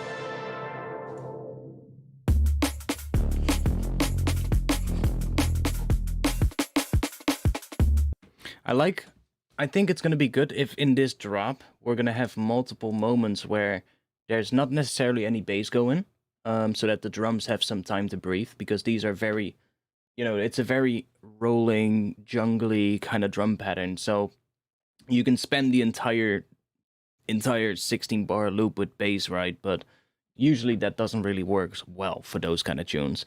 Usually it works better if there's like a bass sound that has some decay to it, so it decays a little bit, gets quieter over time, and then the drums come through a bit better, and then there's some other bass sound coming in, which kind of is what we have right here. We have that boom, which kind of decays, and then we have that more sustained one coming in, this one. And then there's a gap again, where we can do something, but we don't have to do something that's filling this entire thing, right? We can do a little thing coming in, a little arpeggio thing, I don't know, something. But this is gonna be good, having like something like this. And it's gonna be a lot of drum edits, I think.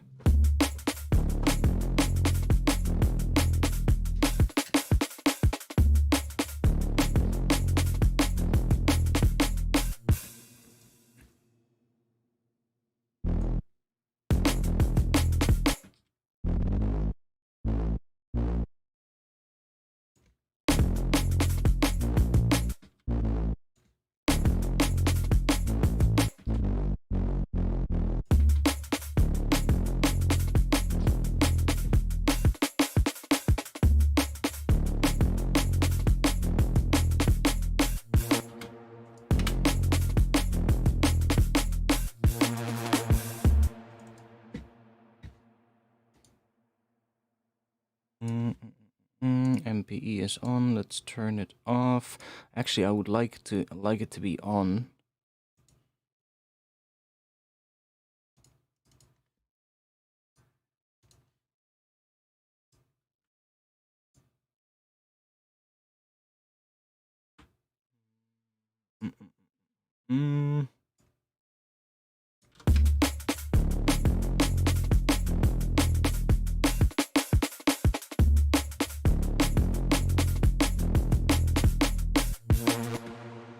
Did it do anything?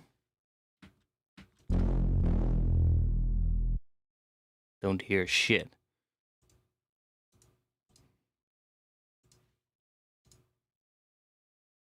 Ah, maybe that's it. See, that's another one of those settings that I haven't done yet. Is it now on? No. Enabled? Now it's on. There we go.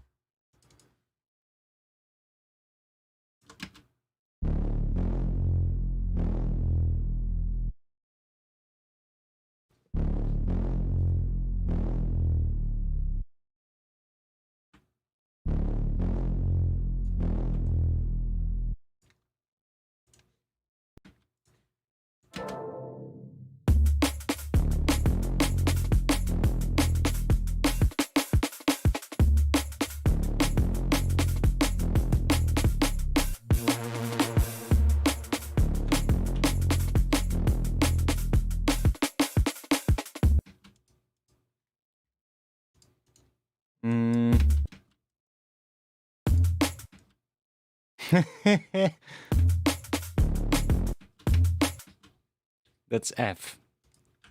E. Because we kind of want to have a little change here. Because we, like I said, I do want to have some kind of melodic stuff going on in this whole thing, even though it's not necessarily melodic, as obviously melodic, but having like some changes going. Like this is mostly just sticking to D, so this is just D, and then this plays something that's just D minor, kind of. And then here at the end, we're going to change to something else. So it's kind of like a different thing, and then this would also imply that that is going to be different. So now we would, let's see, which one should we do? Should we go from D to F?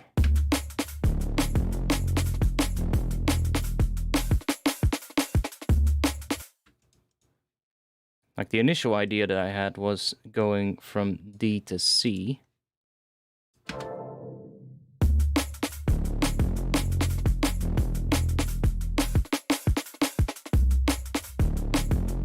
Which I kind of like. Then this one should probably go to here.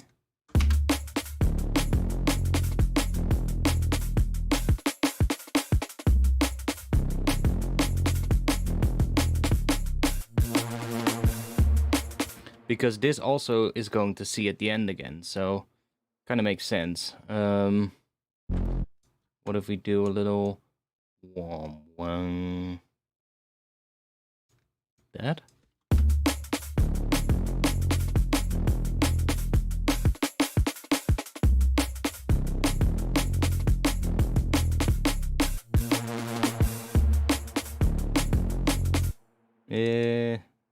Okay.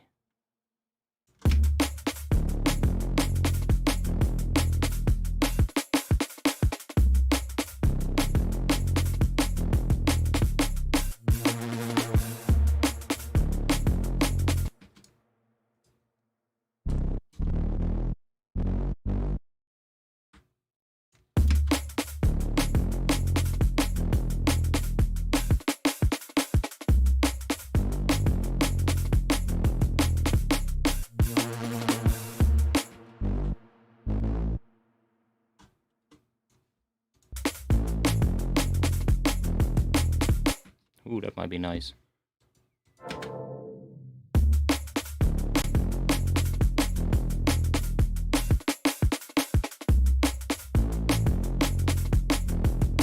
Ooh, yeah, that's kind of cool.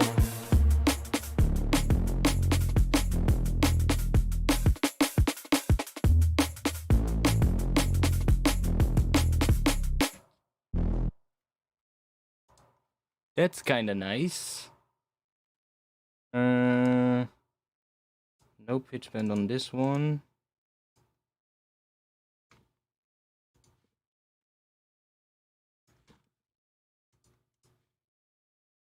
Well, there is going to be a pitch bend, but more like around here, maybe going to that.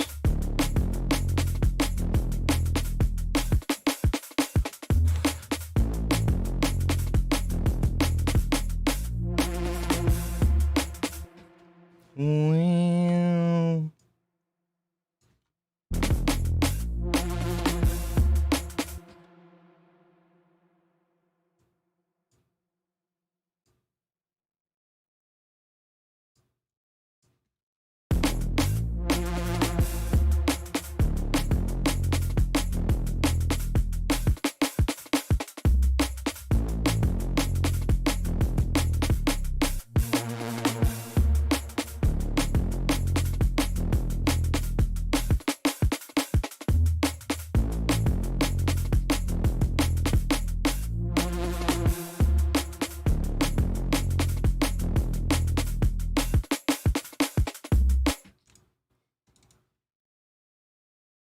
interesting.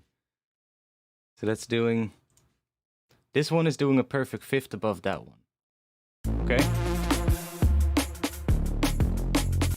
That sounds kind of cool, though.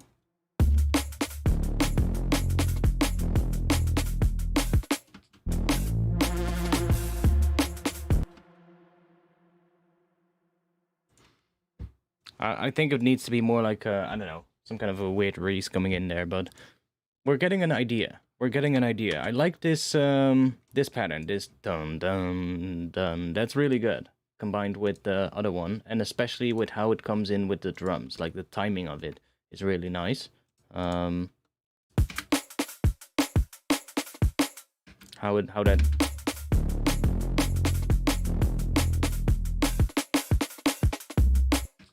Okay, that's good.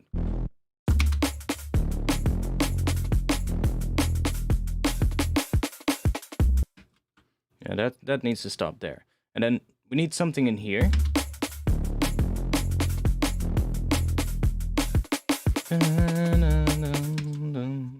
Something higher.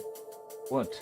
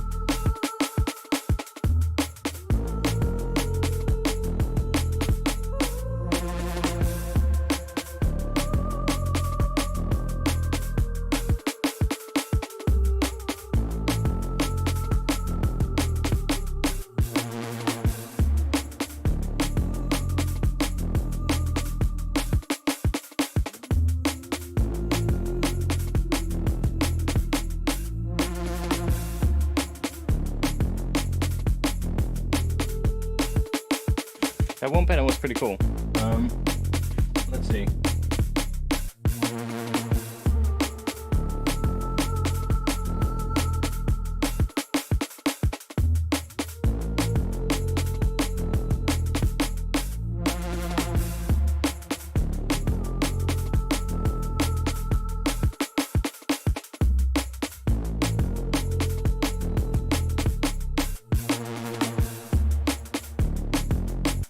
That was pretty cool. Especially those two.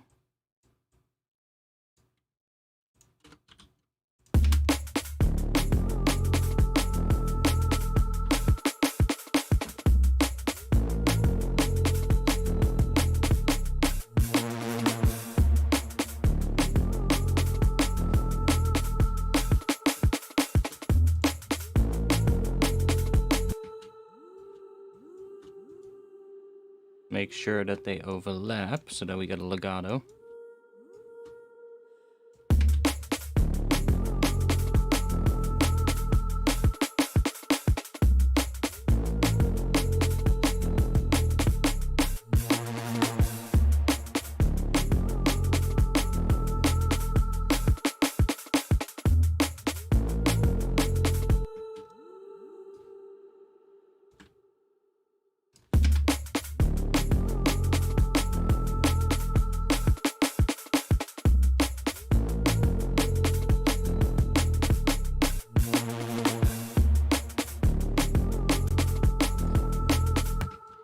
I definitely like it as well, so...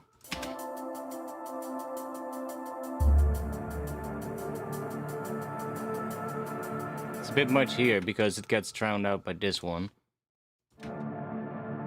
That one is quite loud.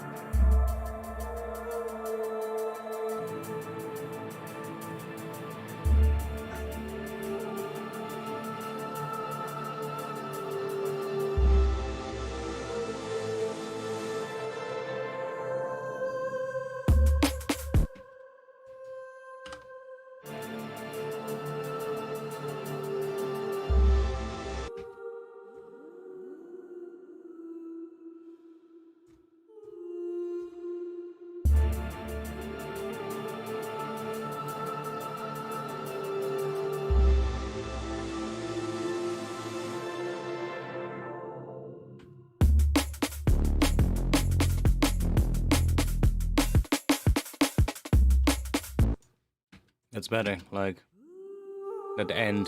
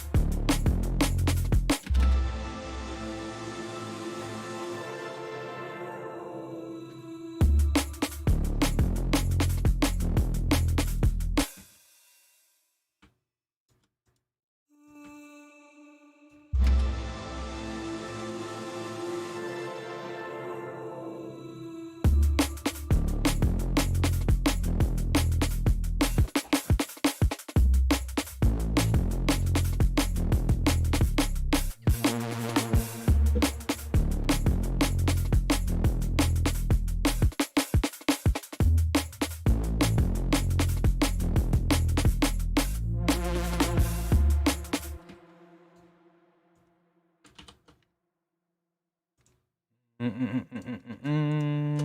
we have... No, we don't.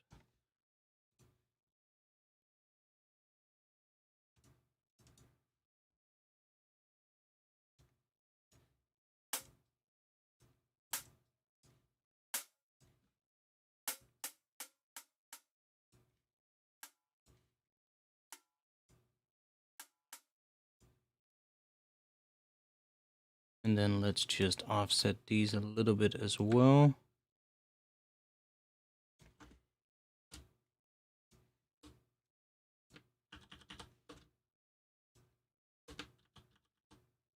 Yep.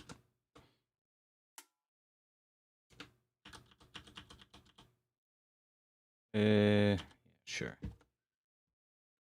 No, wait, let's not do it here. So, wait, let's do it there. But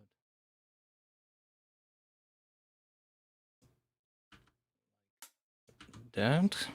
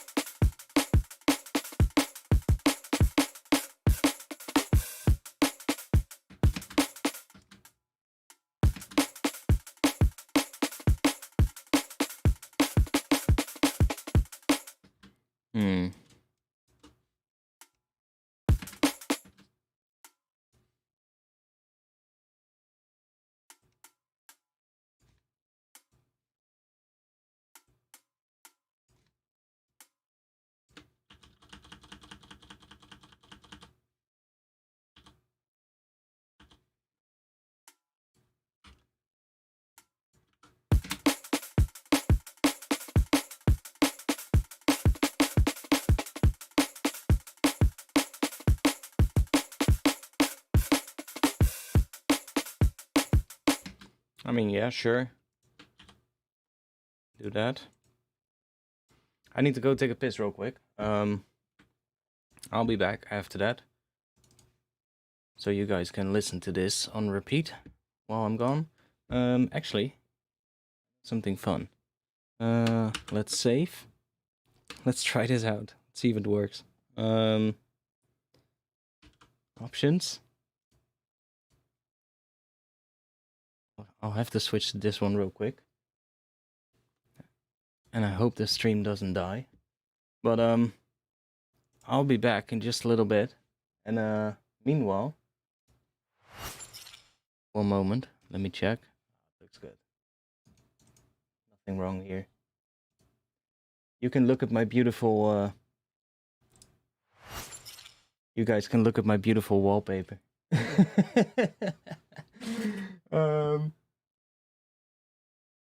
I'll be back in just a little bit. Wait, let me do it like that. So you can actually see it in its full entirety. I'll be back in just a little bit.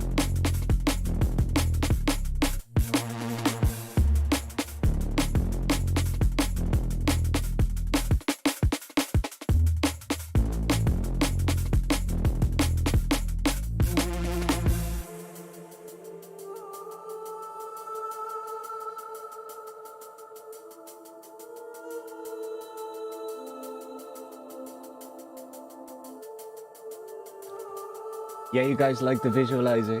I just quickly made it. I'm just quickly listening on my speakers. I'll be back in just a little bit.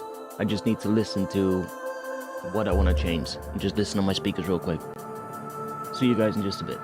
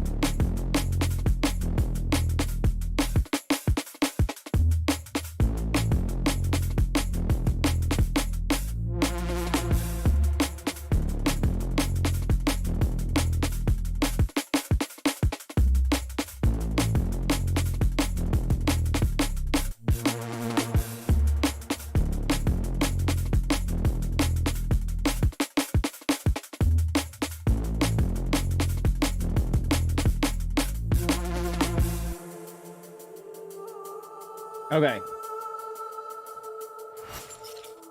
Let's do that view. Let's do that one. Yeah, I made this one in Wallpaper Engine. I actually quite like it. There's actually some mist coming in right now, some fog. You don't see it yet. It's coming in screen on the left side.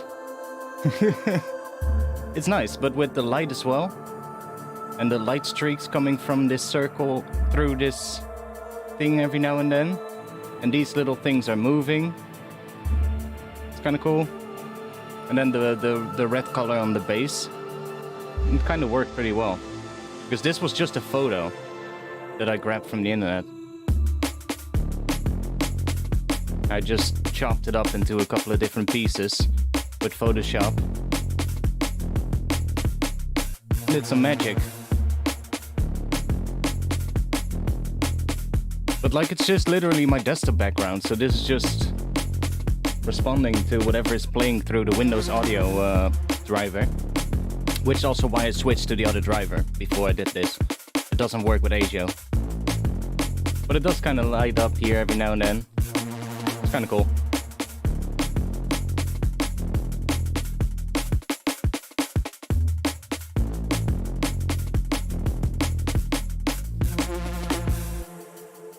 And CPU use isn't even that bad. I was like, it's probably going to be very heavy on the CPU, especially with what I was doing. Yeah, like I just cut it out. I cut this gate out. So there's like it's actually running right now, so.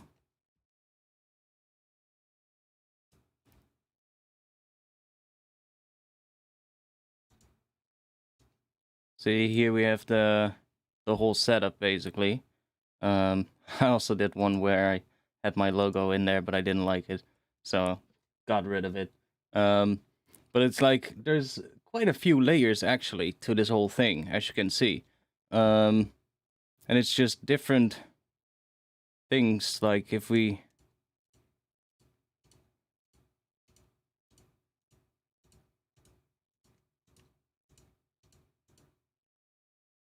Like the base layer is literally just that photo.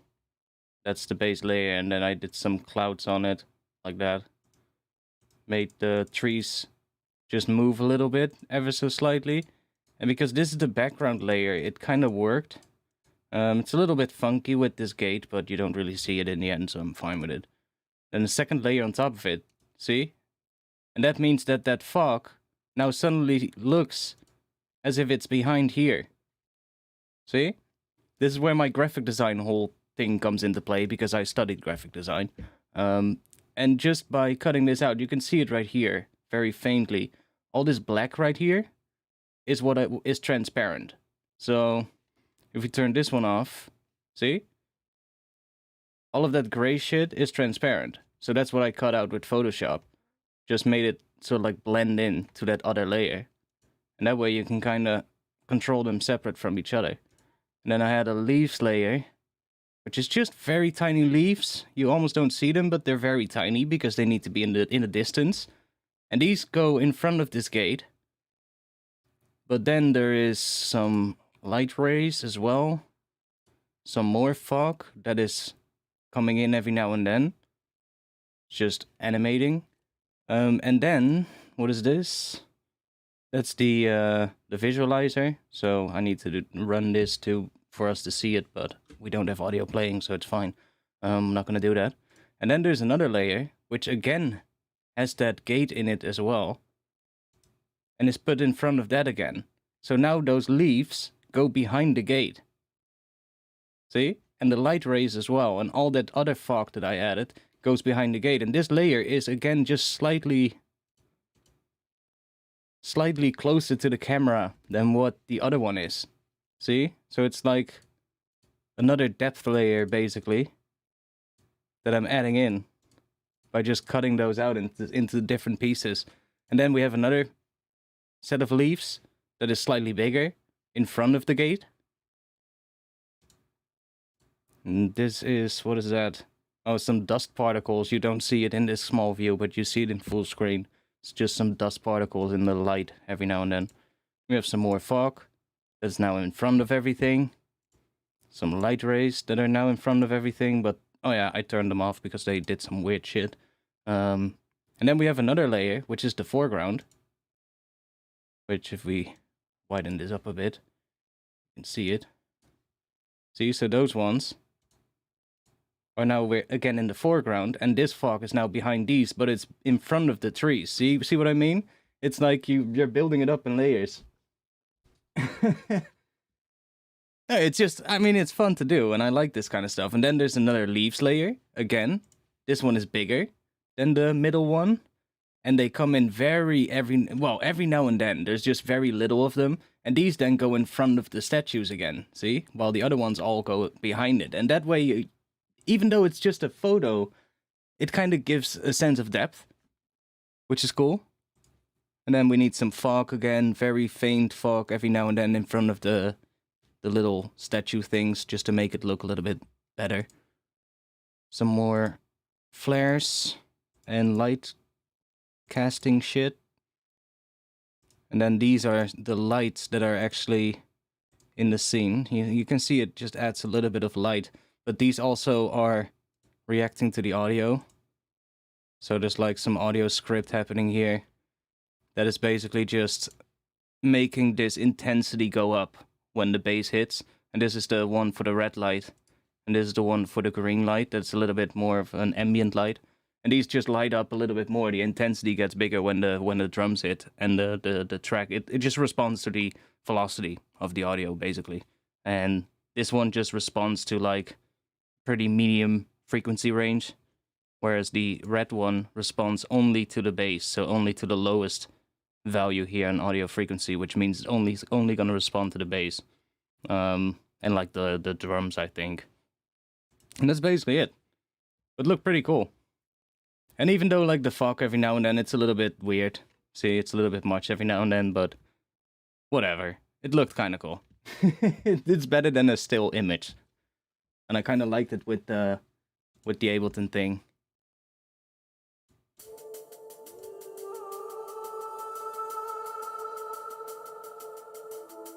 Kind of works.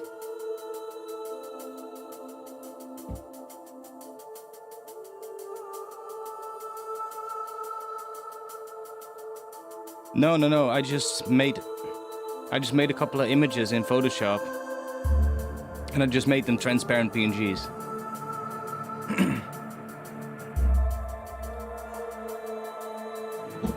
So there's just like actual transparency in those images.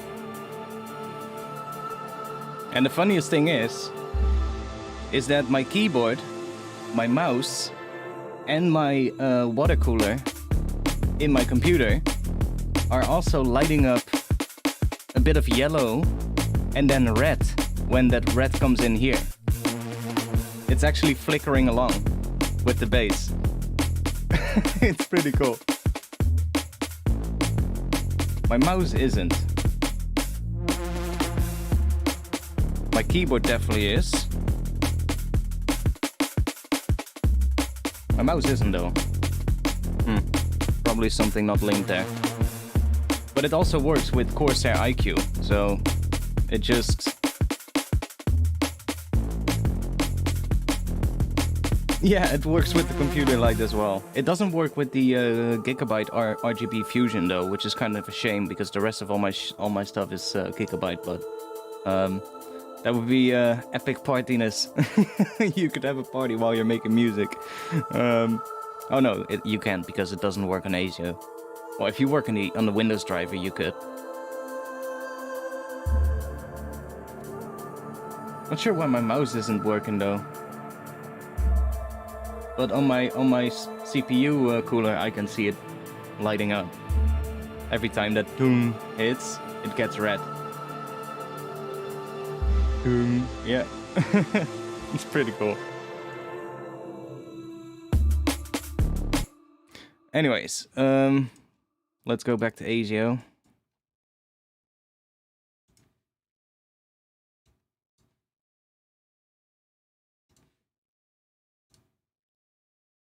Not sure yet about the vocal, but...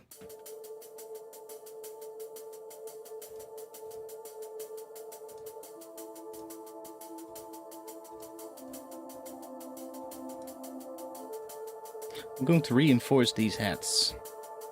We just need like a sampled hat that's just... like just a 1/4 hat every 1/4 beat. So, hat... or every 1/4 beat, every beat. Why don't you just say that? One that's pretty...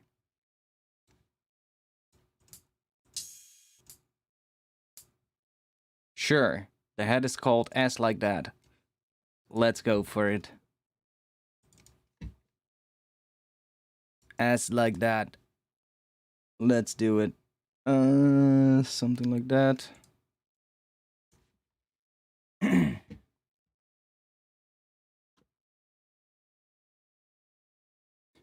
Hey man, I recently added your channel and thanks for showing me DnB classics or DnB basics. I'm a black metalhead, but always wanted to make my own beats. You mean the drums video about basic drum-based drum patterns? That's literally one of my best viewed videos at this point. It's like, I think my best viewed video is still the very old Skrillex vocal chop video, which I don't think is going to be visible right now because it's one of the older videos and I haven't done all the videos. I haven't set them back to public yet since the channel got hacked. But the other video, the drum and bass basic drum pattern video, is like going so quick that it's like only a matter of a couple of months probably before it's going to surpass that video. Hold Your Color LP, who's not inspired? Great LP, that's for sure.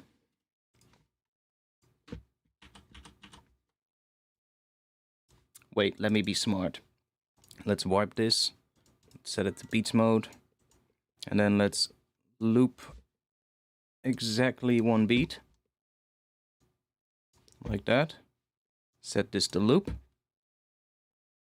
You couldn't see that, but I'm just turning that loop on right here. And then we can just do that for as long as we need it to be. Is that correct? It is correct.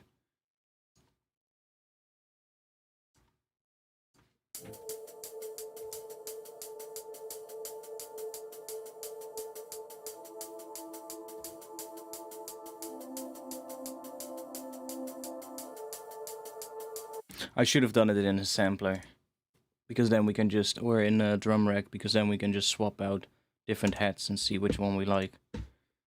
Oh, god damn it. Drum rack.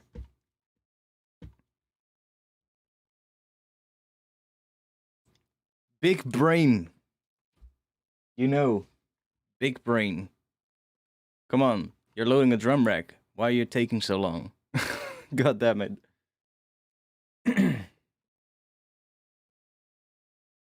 Oh, there we go. And Hatto. Ass like that. Hat.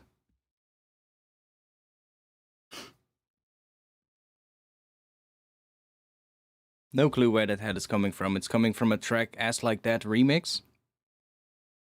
No clue where that's from, but Why are you taking so long for this too? Is my drum rack bugged? Like, I copied over my entire user library from Ableton, and well, the Ableton user library worked fine.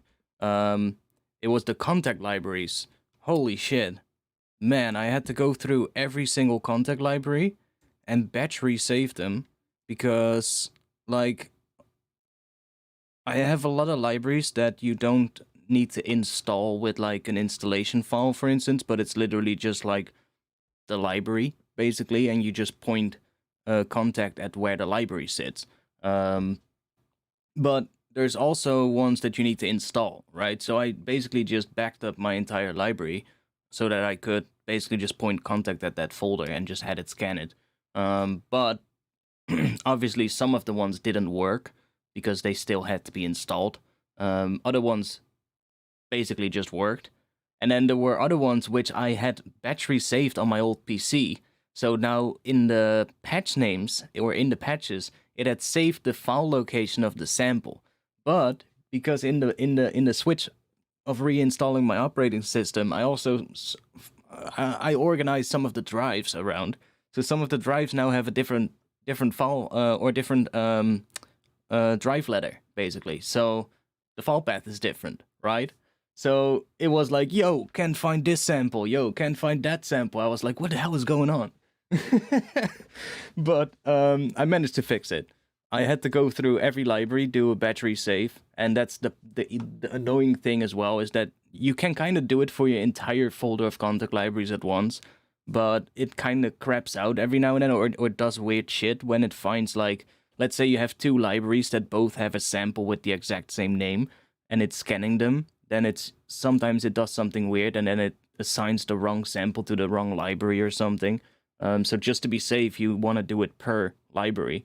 So I had to go through and do a battery save on the libraries, and that worked. And now they're all loading pretty quick.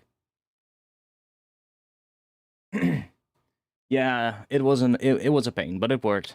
It was a pain, but eventually it worked. And most of the libraries are now working. Some of the ones that are not working are ones that I don't really care about and that I probably will get rid of because I never use them, you know? All the ones that I need are kind of back, so that's good.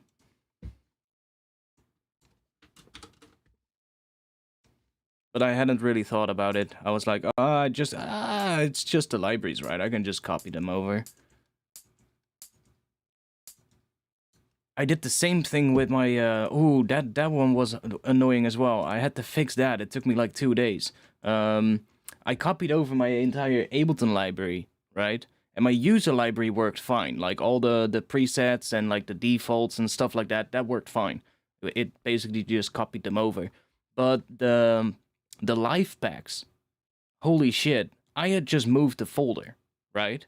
I had just copied the folder from my old computer, put it on a backup drive, and then when I installed the new operating system on a new computer and wiped the old hard drive, I put them back on the old hard drive, basically, which is now my new sort of like storage SSD for stuff that I need to load with really quick speeds, like the samples that are from my Ableton library and stuff like that, you know?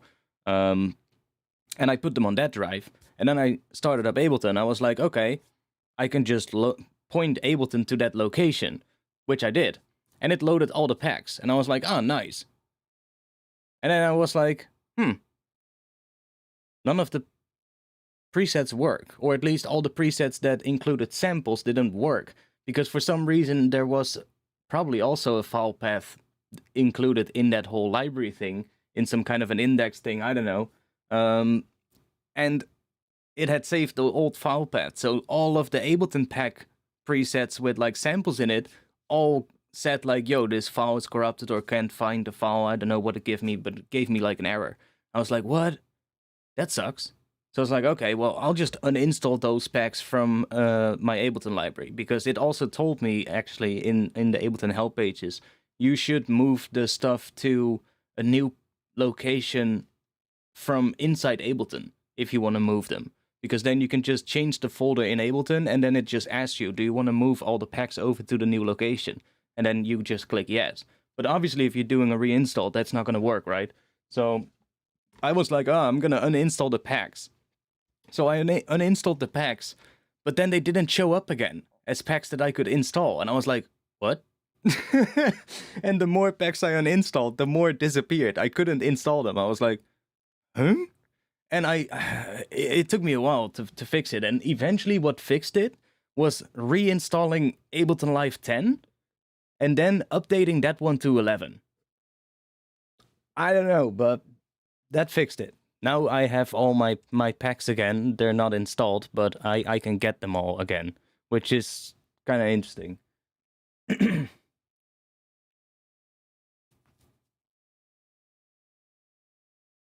No, I am Dutch. You are absolutely right.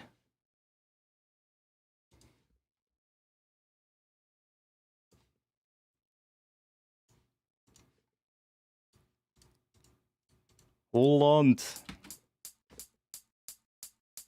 Now it's really obvious.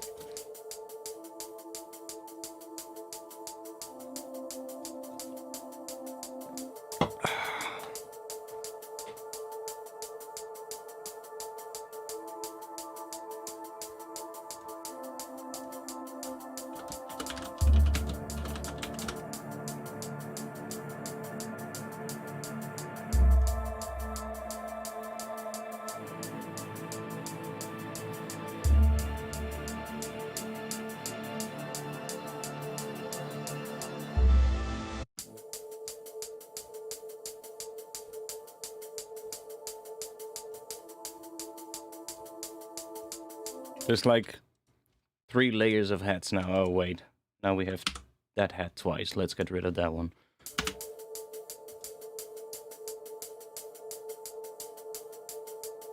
The wallpaper software is called Wallpaper Engine. It's available on Steam for like $2.99 US, I think, and €3.99 euros or something.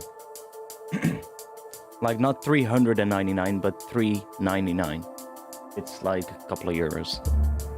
It's like a piece of shit software, honestly. If you look at it, the interface looks like it's from like 98 or something, but or like 2005 or something, but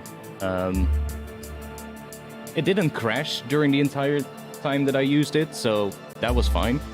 And as soon as you kind of get the hang of it a bit, it's quite nice.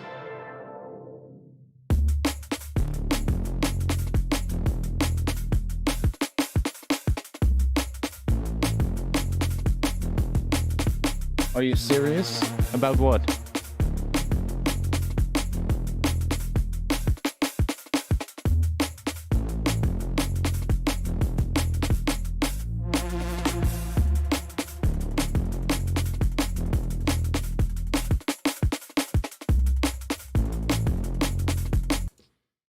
Is it more simple than After Effects? I mean, it's something completely different. Like After Effects is something you would use for animating and stuff, and this is not for that. This is literally just it's just to make a live wallpaper, basically. That's what it's doing. It's not anything close to After Effects. And it's not even near it. Like, it's literally just a piece of software that allows you to create live wallpapers, basically. Or like slideshows and stuff like that. You can put a clock in it if you want, you know, stuff like that. And then there's also, because it's Steam, right? There's a Steam workshop where people can create scripts and create like extra, like the visualizer stuff is all downloaded from the Steam workshop. It's just people that made those visualizers and just made like very basic visualizers with like some settings that you can change. And I just worked with that and just started adding effects to those and playing around with them and see how I could manipulate them to make them look nice. But it's literally just something to make a wallpaper. Yeah. The audio react stuff is done with that. It is done with that. Like...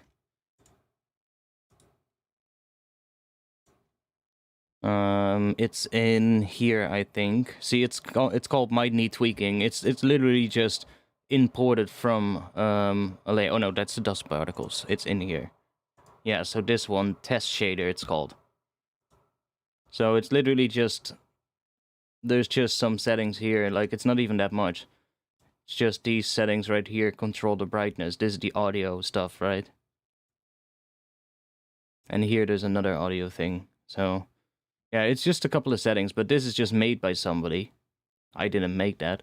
I just changed the color and added this one to the brightness. So this script right here, that is added to the brightness. And that script, again, is something you can just load in. Like, I don't know how to write a script like that. I just go to here, say replace script, audio factor, and that loads in this script.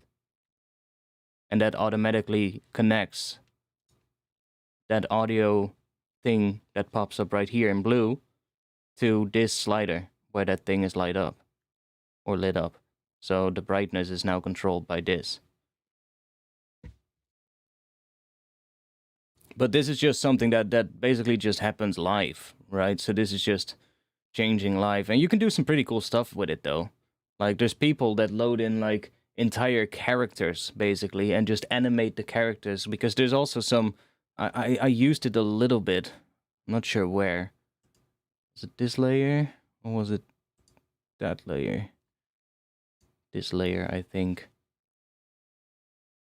Yeah. See, so I animated some stuff in here as well. So, like, there is some animation happening here. With that. See, and that's something that I added in.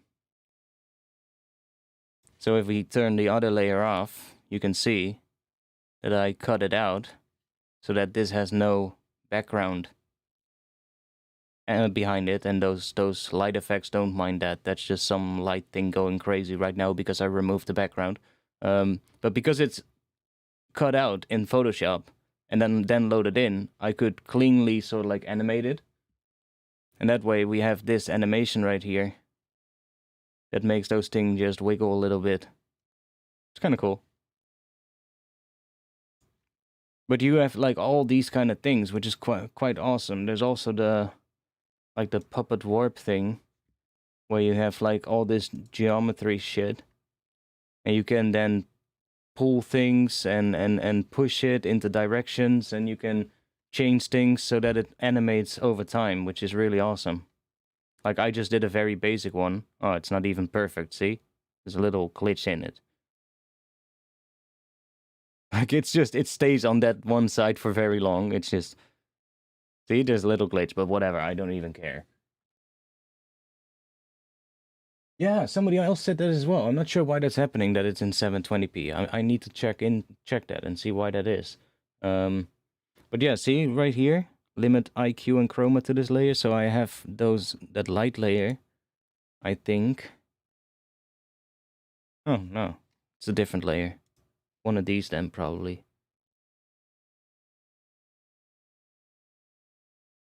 Some layer is also telling my CPU cooler to change when the light changes, which is quite fun.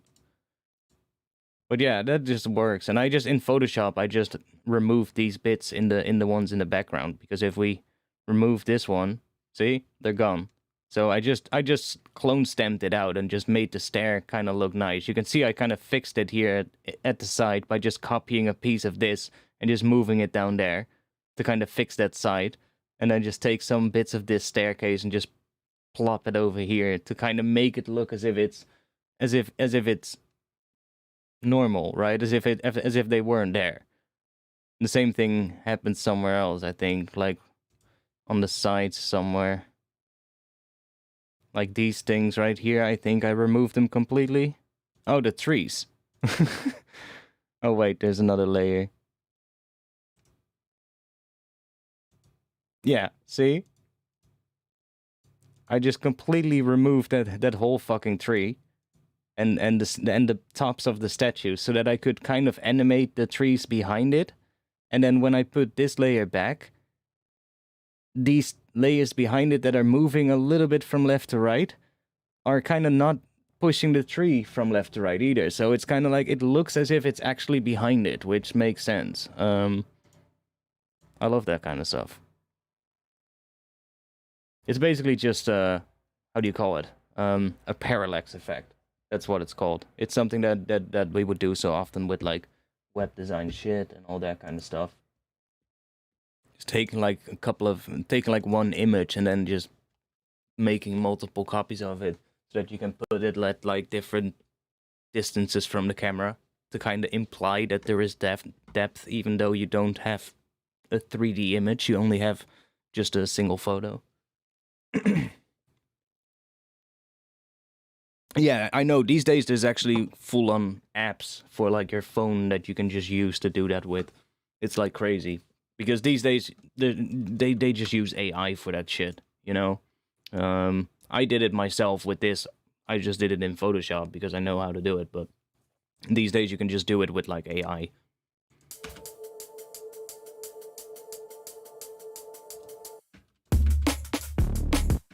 So I actually think it might be better to have these heads here.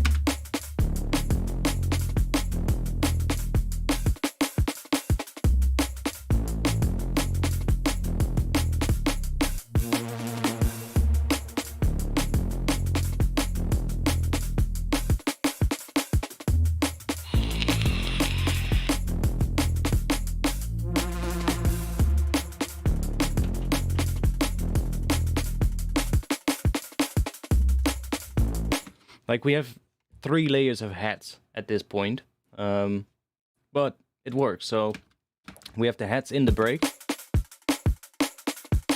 Then we have this one, which I think is a different hat. We need to check that, because if it's the same hat, then we might want to change it out for a different hat. Addictive drums hat. I think it's a different one. Yeah, it's a different one. Okay, we're good. So we just have we're just doubling up the hats basically.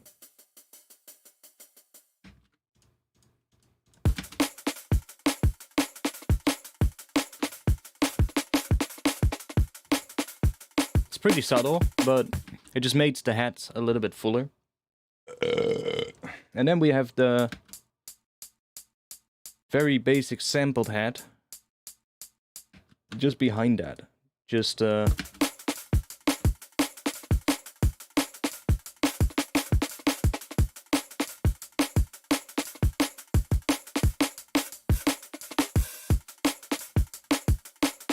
love that little fill at the end there. That's so good. I love that. That's good. Anyways.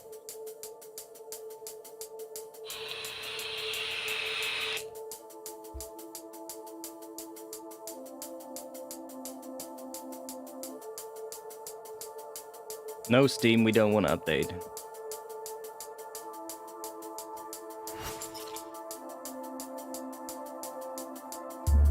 I need ideas. Let's listen.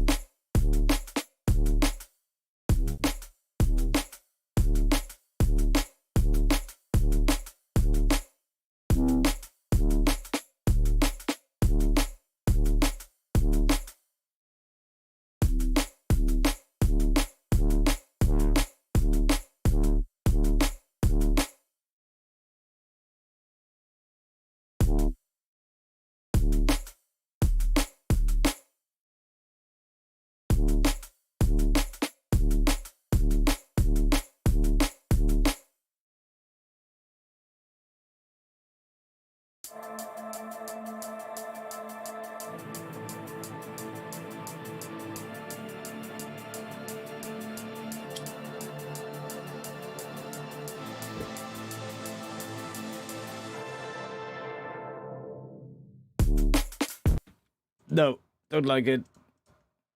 This one is still better.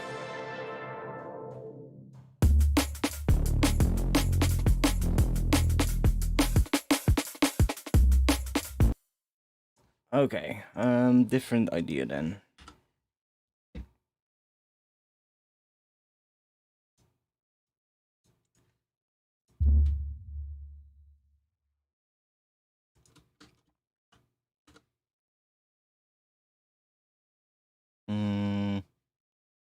Yeah, that's fine. I can take the output of this track. Blown sine bass. Let's bounce that real quick.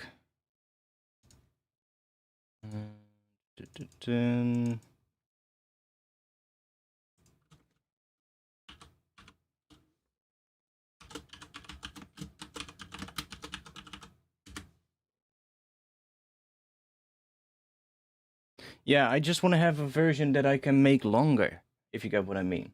That I can affect the length of. Because right now it's just always that short one, but I want to make a version that is more sustained. That I can maybe use sort of like as an answer again here to lead back into the short one, if you get what I mean. But right now we only have that one, so I kind of want to see if I can make some kind of a longer version. So I'm thinking of making a wavetable out of this one and seeing where that leads us. So right now, if we just grab a serum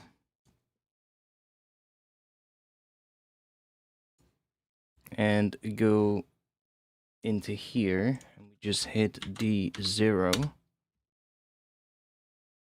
and then grab that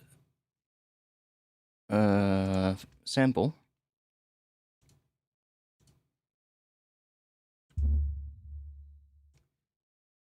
And just chuck that in here.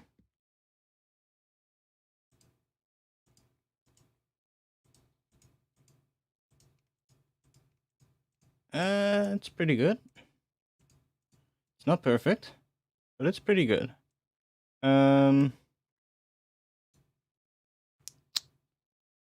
It's doing 12:01 now, and we're drifting forward. That means we need... Let's try...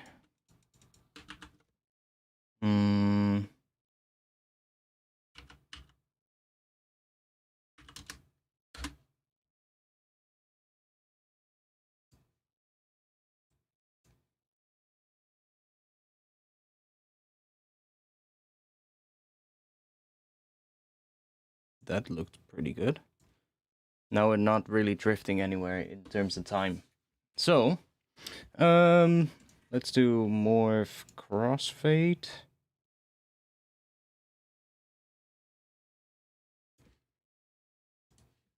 And let's see what we get if we make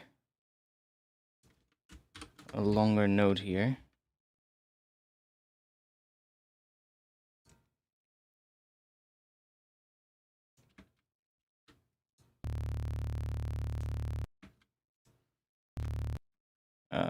Okay, yeah.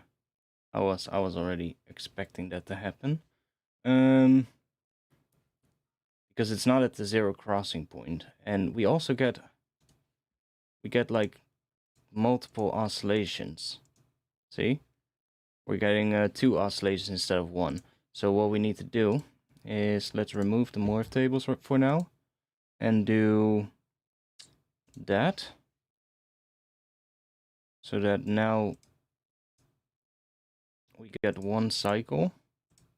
And then I want to bring these cycles to the zero crossing. So if I remember correctly, we can... Oh, let's first of all remove all the quiet parts. I don't really care about that last part. It's really that first part there that we need. That area. Go up to about here. Seems about right. So let's remove all of that. We only have 38 left. That's pretty good. Heck, we could even go to right here. Remove those as well. We just have that. Should be good. Or, you know what? To be safe, let's leave those ones there for now. You never know. Now, we need to move these to the zero crossing so that we don't get any clicks. At least I hope. If we've done our math correctly. Now, can we do that for all of them?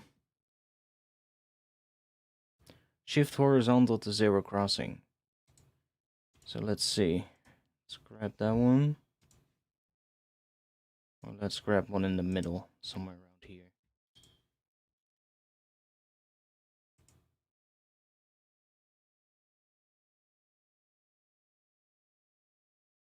Has it done it for all of them? Oh yeah, it has moved all of them, but we do get this weird thing now. So let's undo that. We need to do this and then crossfade these.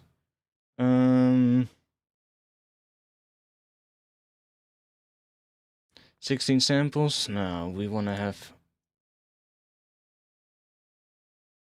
grid size. Let's do something like that.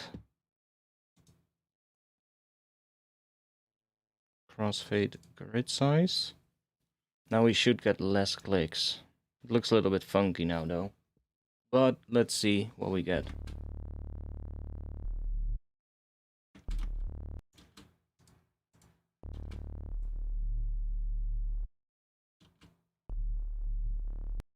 Yeah, it's a bit funky.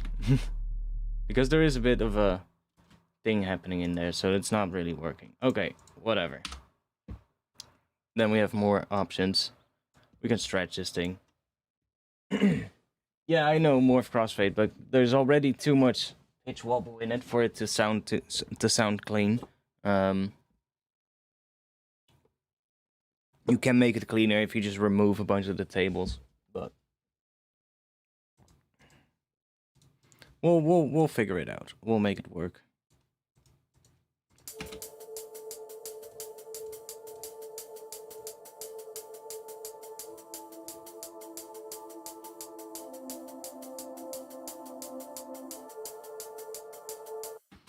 I think it would be a good thing if we figure out what this is doing.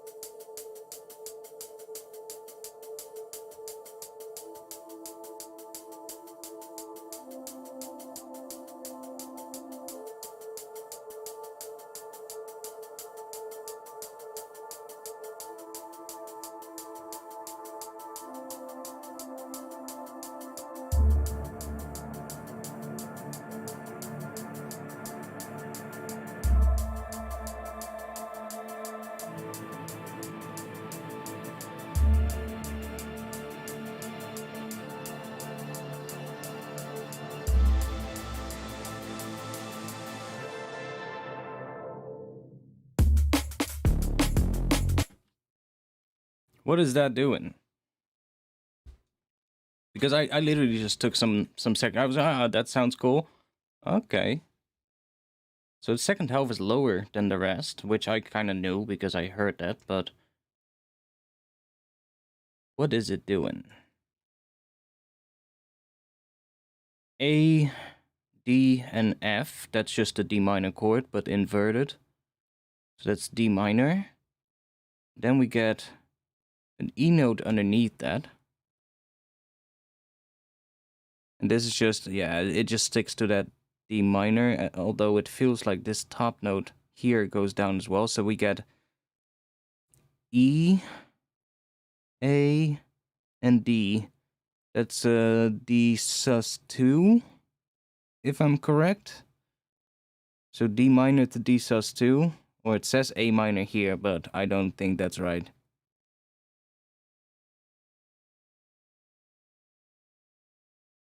I don't think that's right. But whatever. Then it goes to C. Then it repeats that. And then the second half, what is this doing? So this is again starting on D. Some kind of D minor thing again. This part, no fucking clue. Don't really care what it is actually. Looks like it does something on A, but whatever. It's a little bit. It's probably the noisy part. And then here it says D sus2. That's probably that really noisy part where Ableton also had like no clue what it is. Ableton was like, the tuner was like, what? Where is it? Somewhere around here. It's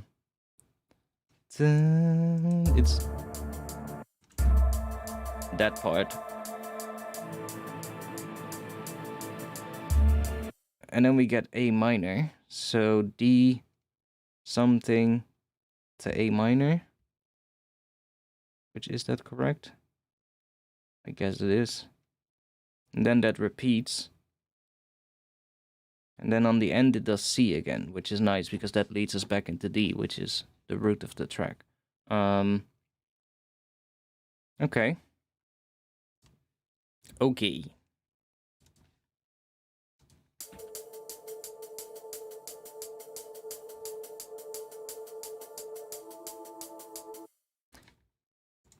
Good thing to do now, by the way.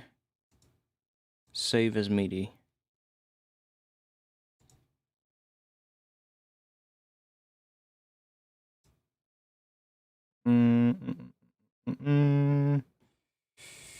Projects.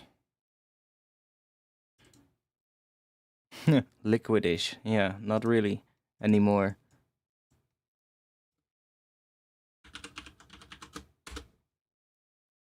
It started out as me wanting to make some liquid earlier today. I was like, I'm gonna try and make some liquid drums. And ended up with these drums, and I was like, that's not liquid. But I do like them. So, yeah. Okay. So now we can get rid of the Melodyne, and I can just bring in that MIDI track, or that MIDI file. So, right here. Just bring that in. And we can just have that here as a guide, in case we need it. We need to have a little reminder as to what the intro pad is doing in terms of what chords. We can just look at this. Jesus, that one. So I'll just put that right along with that. Probably should make that a different color.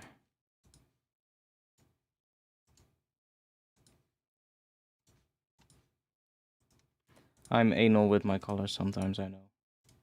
There we go.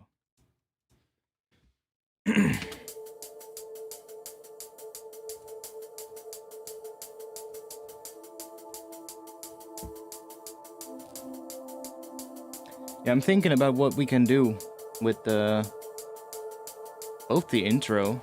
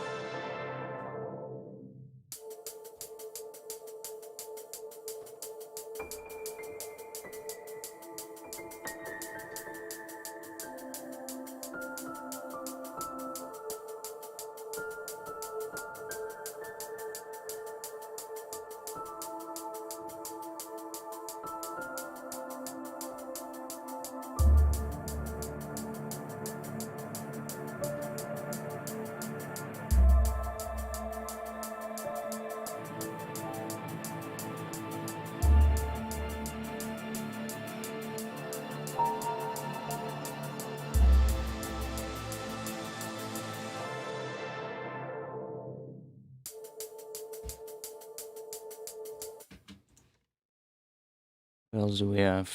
What can we do here? Why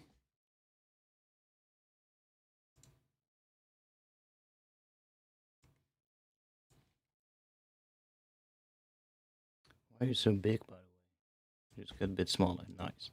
And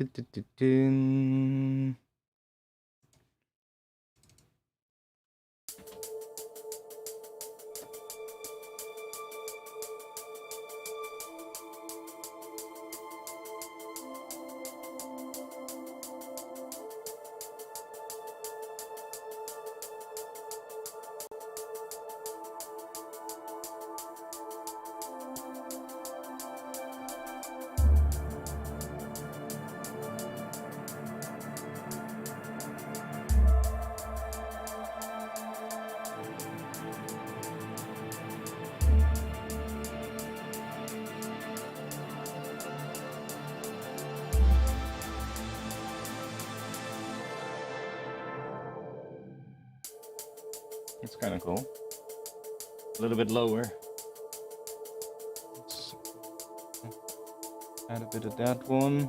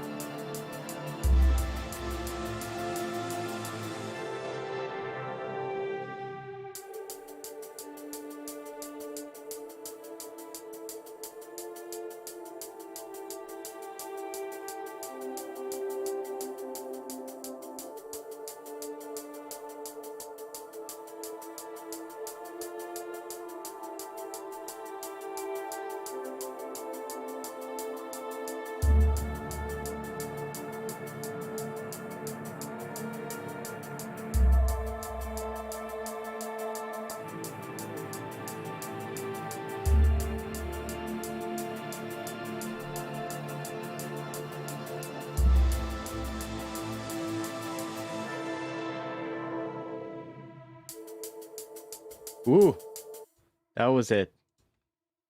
That was the one.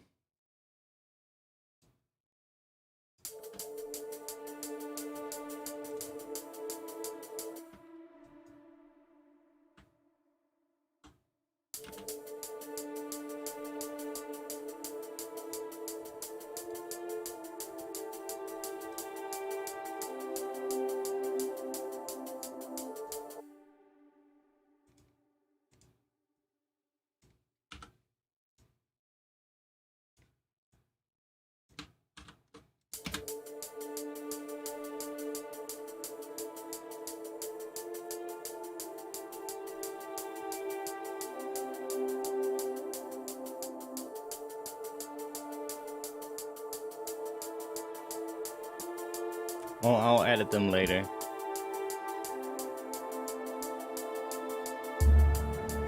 That extending there is good. Like that.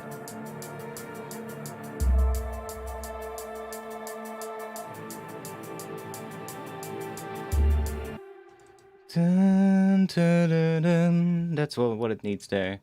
Dun, dun, dun, dun. Dun, dun, dun.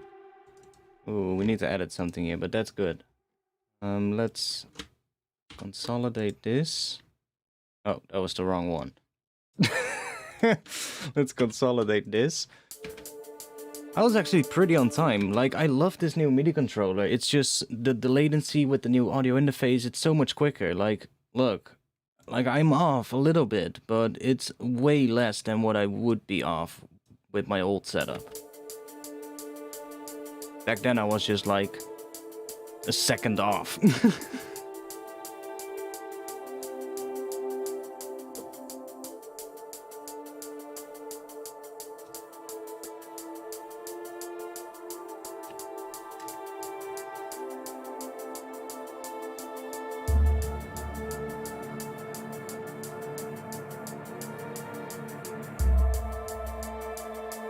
Ta-da-da.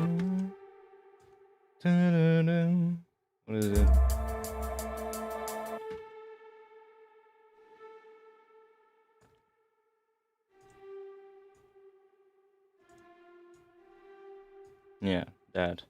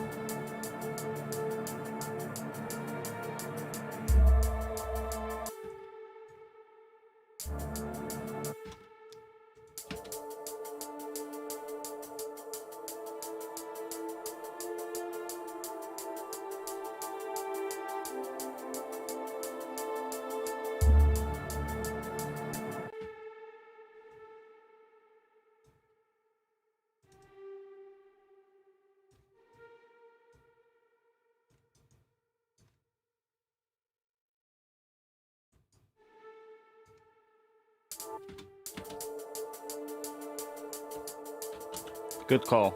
Safe.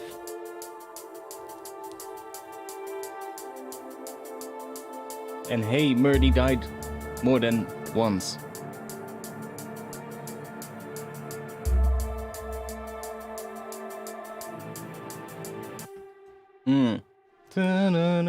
It needs to be. We need a different instrument, I think.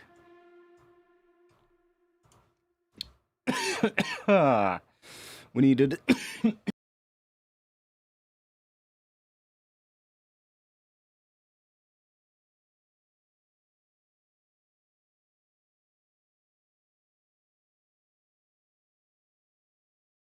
I'm still alive. Okay, we need a different instrument. We need like some legato strings. If you get what I mean. Do we have a legato one in this library?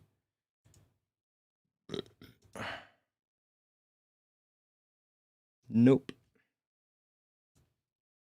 We don't.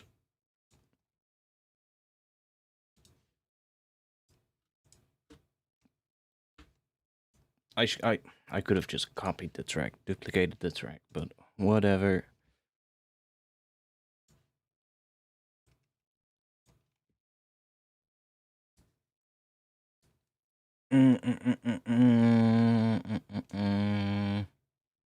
Solo strings.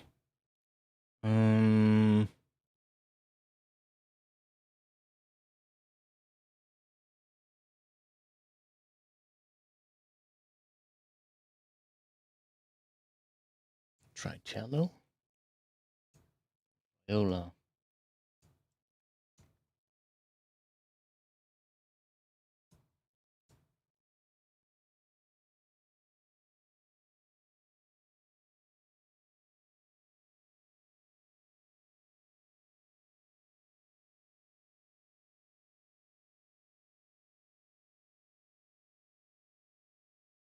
Wait.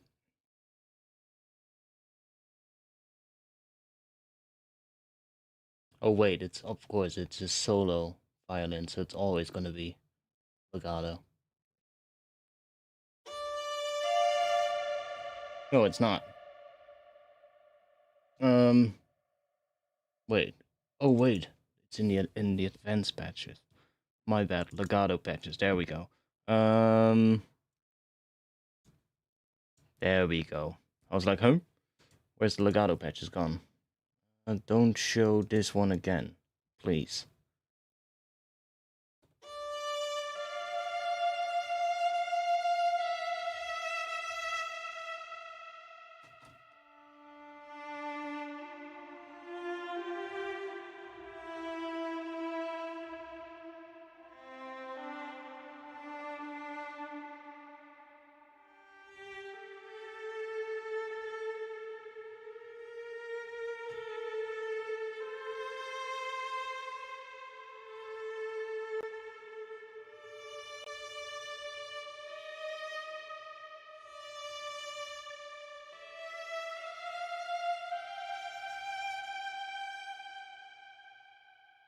Not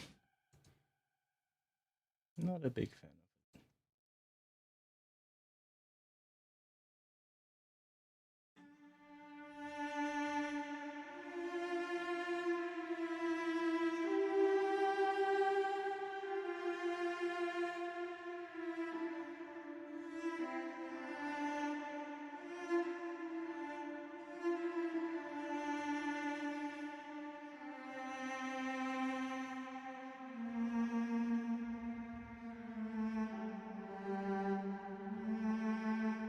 It's not giving me the nice legato that I want. Maybe the violin, but I want it to be able to go lower as well, so we might have to go with session strings.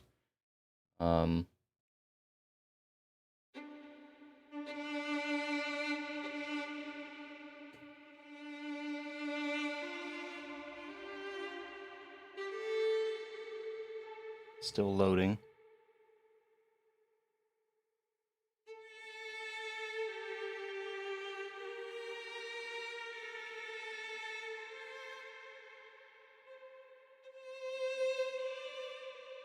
Oh, that was a nice one.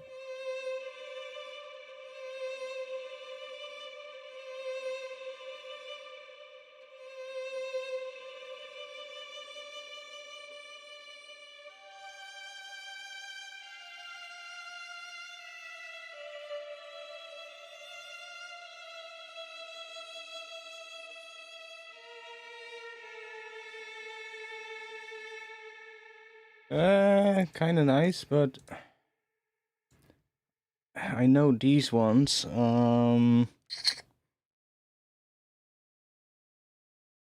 not gonna be solo, but it might actually be nice. Violas, I think.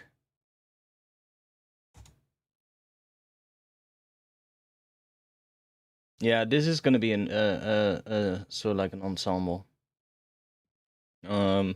But this one allows me to load the portamento, which is kind of what I think we want, because that gives us the ability to do that.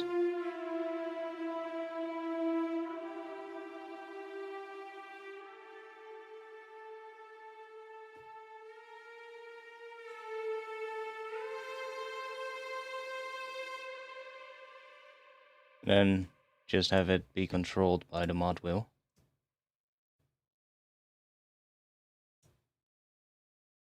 And we get different options here as well for the sound, so we can, I don't know, pick something here. Orchestral.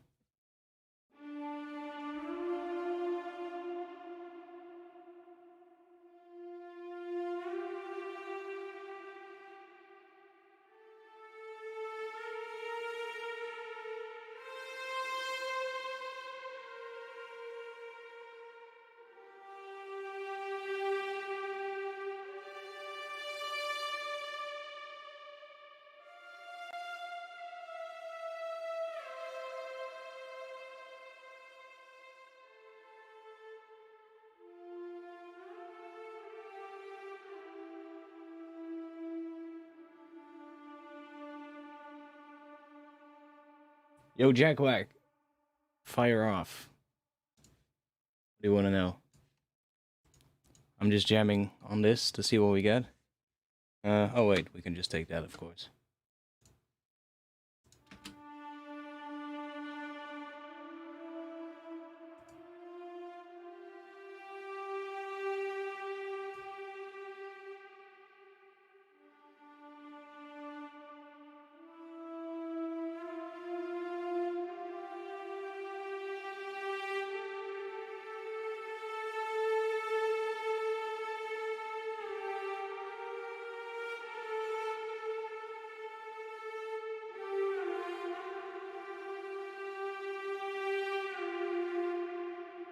It is better there. Should re-spaces be low-passed? I would definitely low-pass them a little bit, but it depends on the tune, really. There's no set place.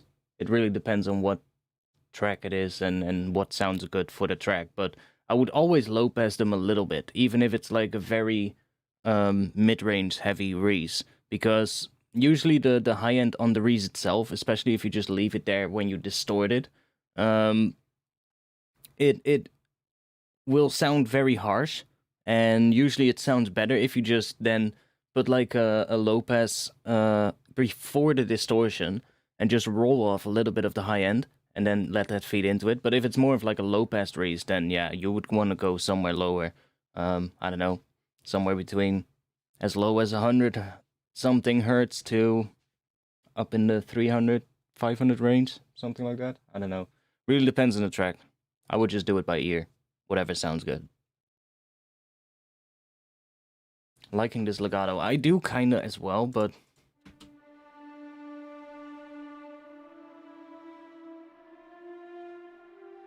that one sounds so nice too, though. That one's more expressive, more dynamic, in a way. This one is louder.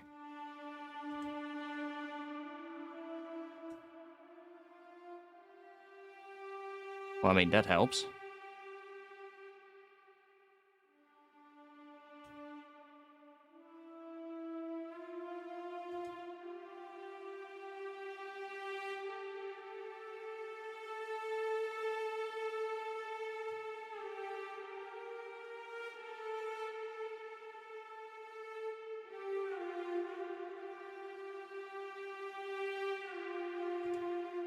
Again, we also have the key switches, so we can say on the faster part here.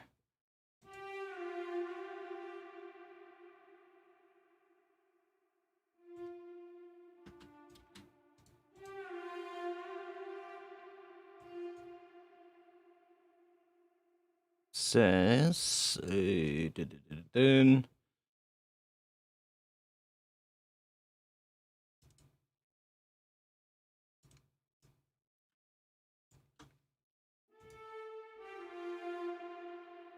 use that one, or can use that here.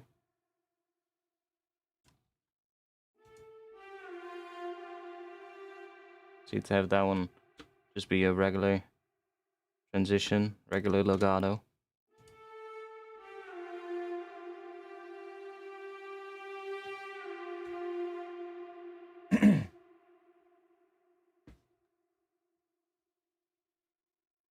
Layering them maybe. Yeah, I don't know. Might work, but well, let's try.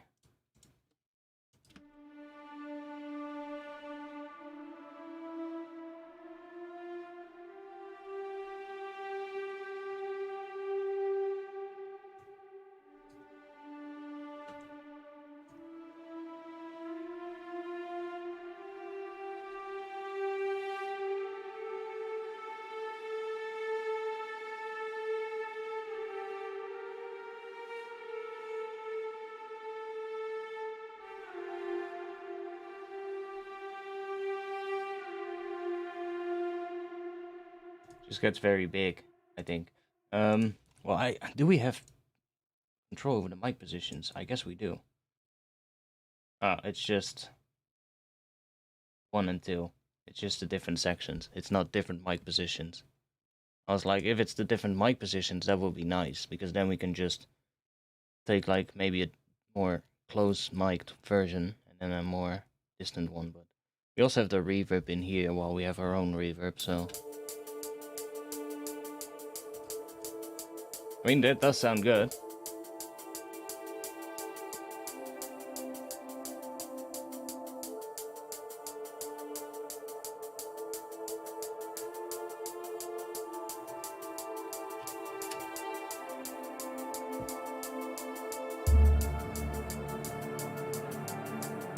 Oh, I like the reverb.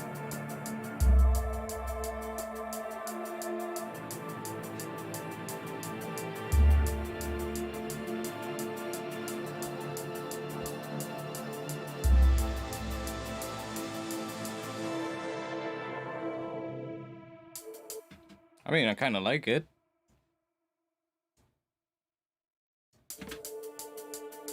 Yeah, I mean, I hadn't heard it in the mix yet, but in the mix it kind of sounds good, so I guess we're just gonna go with it.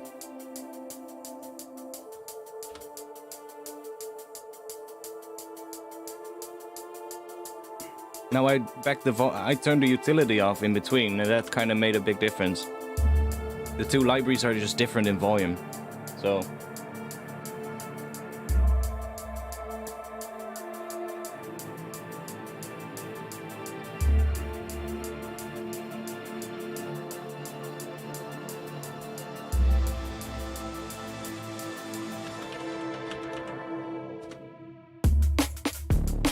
Oh, I loaded the... That's stupid. I loaded the traditional patch. I should have loaded the modern patch instead. You know why? I for a really long time didn't really know what the difference was between traditional and modern, between these two libraries. The difference is actually pretty simple. Traditional, it has to do with the panning of the instruments. So what they've done is traditionally in an orchestra, right, you would have the violas and the violins and the cellos and the basses all in their own position. And I think the bassist would be all the way at the left. If you're looking towards the orchestra from the audience position, I could be wrong. Could be the other way around. Maybe it's to the left for the orchestra if they're looking towards the crowd. It could also be that way, but let's say the basses are all the way at the left, and then the cellos are next to that, and then the violas are like left of the center, and then the violins are all the way at the left side, basically. Or all the way at the right side, I should say. God damn it. So the violas are going to be right side of the center, and then the violins all the way at the right side, so even further to the right. And that's what they've done with those libraries as well. So the basses are penned more to the left, and then the cellos are slightly less penned to the left. And then the violas are a little bit penned to the right, where the violins are penned more to the right. And if you use the modern patches, in the modern patches, they've done something different. They've spread them out from the center. So the basses are very centered. The cellos are a little bit wider, or a little bit further apart. And then the violas and the violins are just even further apart from each other, in a way. So that, in a way, these modern patches are therefore better, I think, for like electronic productions, because you don't really have that. You get more like, you know, something that's easier to mix and get it sounding nice in mono. Whereas with like film music, traditionally orchestrated film music, you know, that stuff is not going to be heard in mono anyway, right? So they got like Dolby surround systems, and I don't know what else they got these days. So, you know, it's I guess that's a good thing that they did that, though. But that's the difference. So I actually want to have the modern patch. So let's do that one. Yes. Now I batch resaved all the libraries, so they load really quick now, which is so nice. All of the libraries have the sample location saved in the library, so that's perfect. So much better. Do that. Go to mod wheel, and then we had the orchestral one. And then I just turned this one off. So that should be it.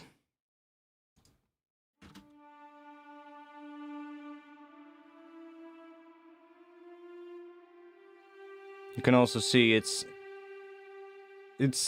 looks a little bit more to the left slightly, but every now and then it also goes more to the right slightly, so you can definitely see it's a little bit more balanced.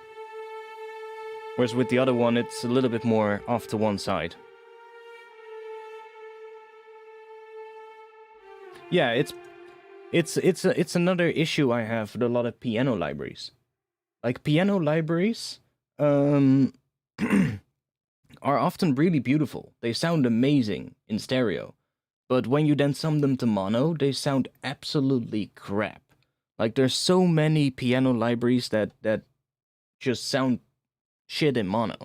And when you're like making an electronic track that might be played in mono in a club somewhere, you don't want your nice piano breakdown where you want everybody to, you know, munch their face off because suddenly the lights turn on and they're way too off the rocker in the club. But you don't want your piano to be ruined, right? So a lot of these libraries are just not nice for that kind of stuff. Luckily, there are some libraries that give you with controls or that have like a mono mic'd version that you can then blend in. So like make it work, and I mean a stereo library can still work, but you just have to do a lot of mid-side EQ and get stuff sitting well in the mono version of the mix so that you don't ruin it when it is played in mono. Yeah, they're a lot of times they're recorded so wide and it sounds beautiful in stereo, and that's often what they're used for. So yeah, I mean I can't blame them, but let's be honest, that's not the purpose we use these things for. I mean, sometimes I would, but I don't really like how it starts. I think this should come in later, but we're just working with it now. Let's put that EQ there.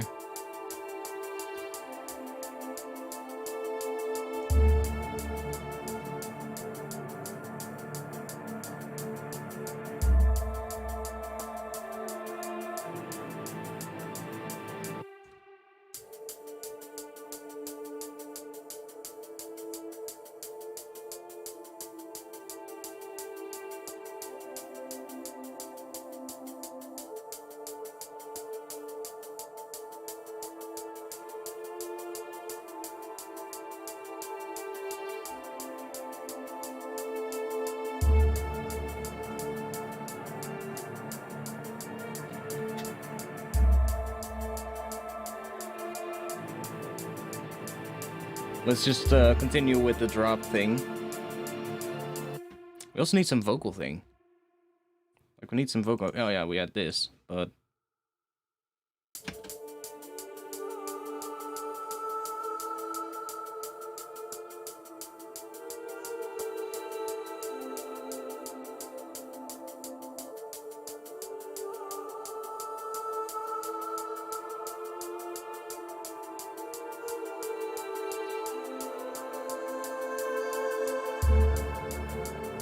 Same pitch, though.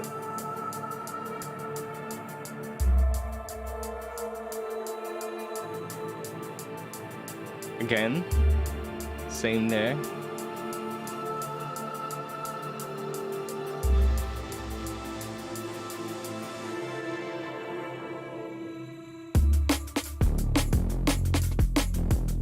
I like that bass, though. And I like those drums. That's for sure.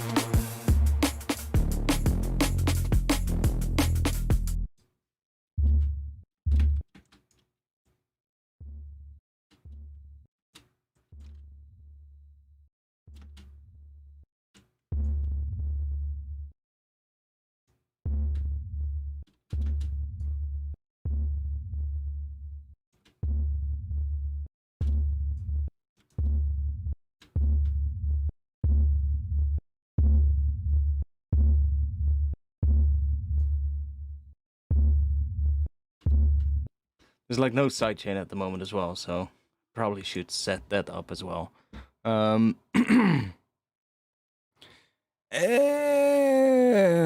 It's gone. It's gone. I haven't installed that Ableton pack yet, but I have an idea. We have all these other projects here, so let's just go to one of those and open up that one. Not open up the project, but just open it up here. And then, because we have a new feature in Ableton Live 11, where I can go here to bass and I can open that up and I can get the devices from the bass group of that project and drag them straight into the bass channel here. That's a new feature in the new Ableton Live update. And it's so good.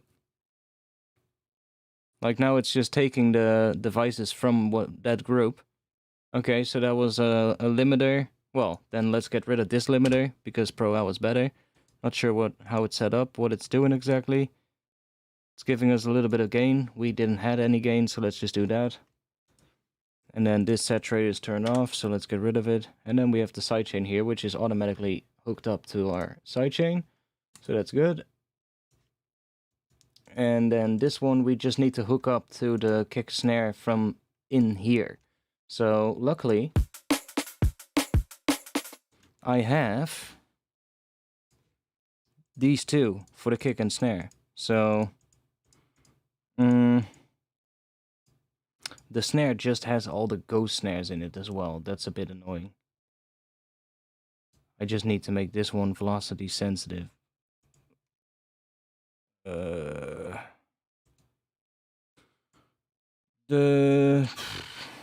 How much?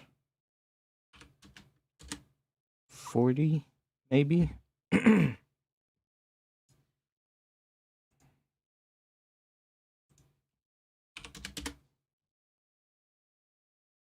So let's see, we have this one.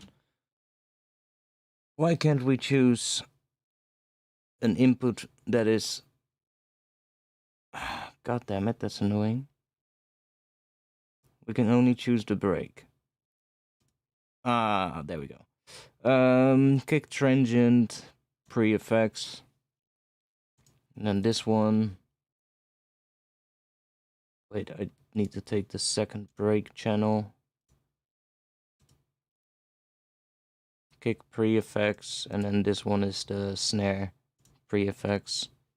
So now sidechain is automatically hooked up.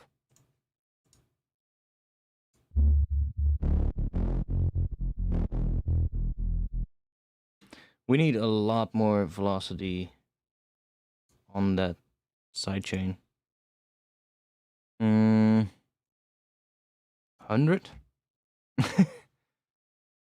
How loud is that coming in here now? Here. I mean, that seems about right.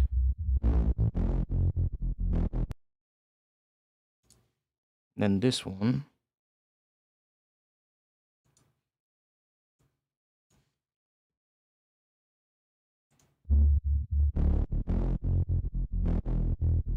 Yeah, the ghost snares do get quieter now, but look how much it's killing off the bass there. I mean, it's better.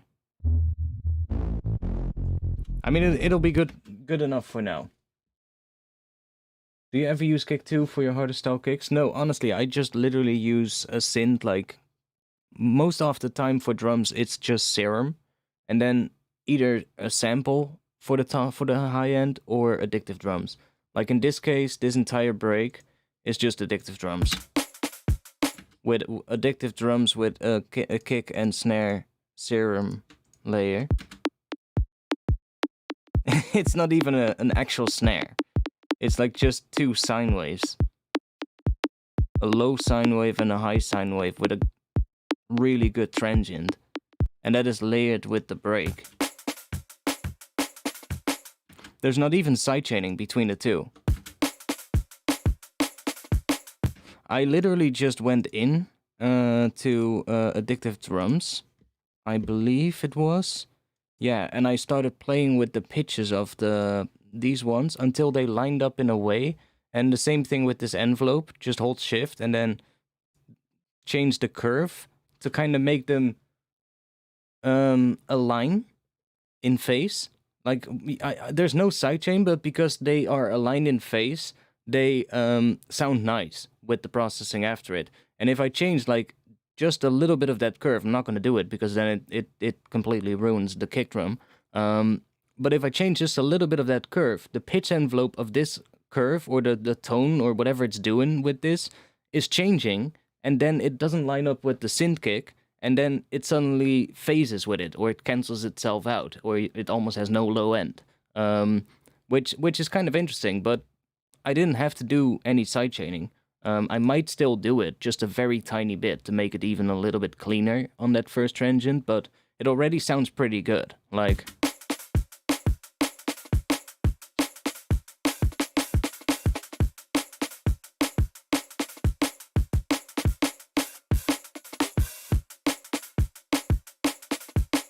I kind of like it already, so...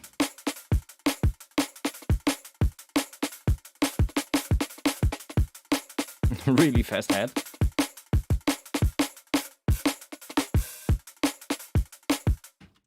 Anyways, let's move on. I kind of like that this bass line is a lot deeper and a lot more minimalistic than what I would normally make. So I'm curious where this is gonna lead me. Not too sure about the intro, but for now this'll do.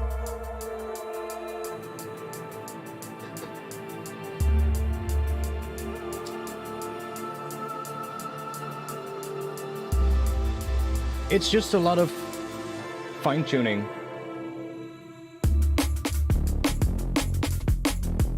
Like, honestly, this kick sounds pretty good. I mean, I can show you. Let's duplicate this track.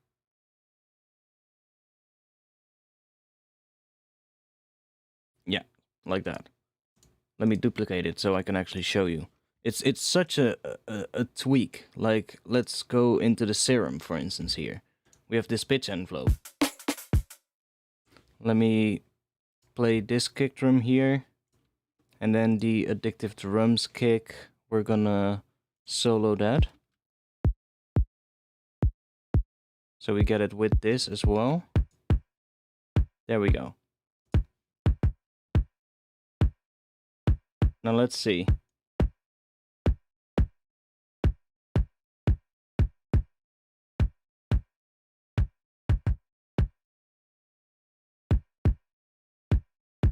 See, that's really bassy. I had it about there, but...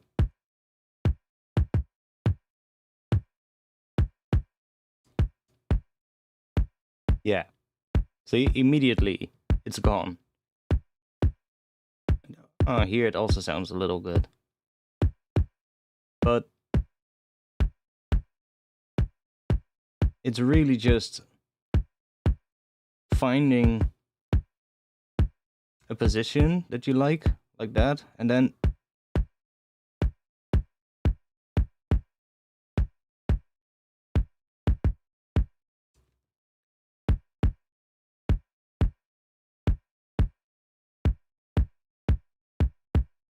oh yeah, like that. See, by changing the curve, we can make the phase align with each other. Because this just controls how quick the pitch changes. So... and now we have a different sounding kick, but it still sounds good.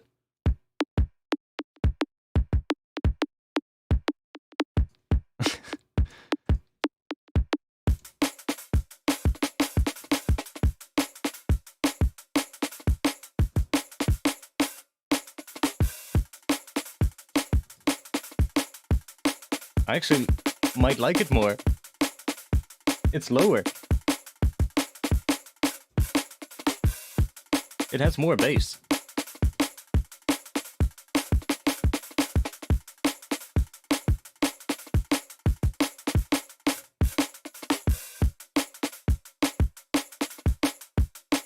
And the only thing I literally changed there is the kick transient thing here. I played with this kick transient, and this is literally, how short is it? It's like a 16th note long at max. So that's the length of a kick, basically. So it's basically just a kick. But like, that's what it sounds like on its own. I wouldn't normally hear that and go like, oh yeah, that's the right kick for my tune. but because it lines up in phase with the thing that's on top of it, and you can hear it, right? You can just hear it come together while you're tweaking it. You're tweaking it very little, and you can hear it getting closer and closer and starting to sound more and more powerful. And when it aligns sort of like almost right or exactly right, you can just hear it. It just suddenly, that's where it sounds best, right? Yeah, and the same thing goes with snares. Like, I had the same thing with the snare as well.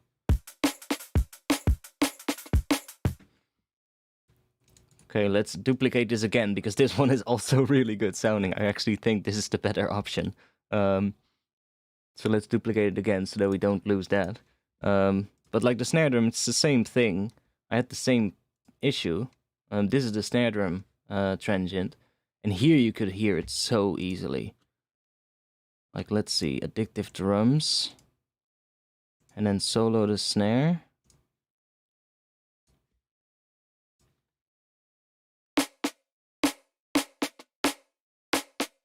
Do you hear?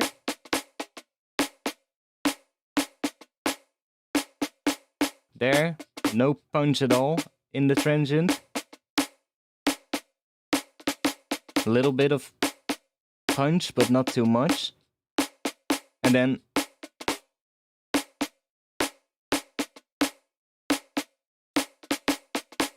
right around here,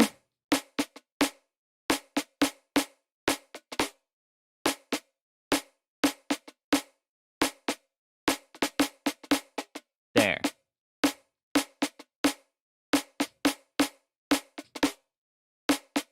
See? Right there. Any other position, it sounds out of phase, but right there, it's just suddenly punchy. And then it's just a matter of playing with this as well, because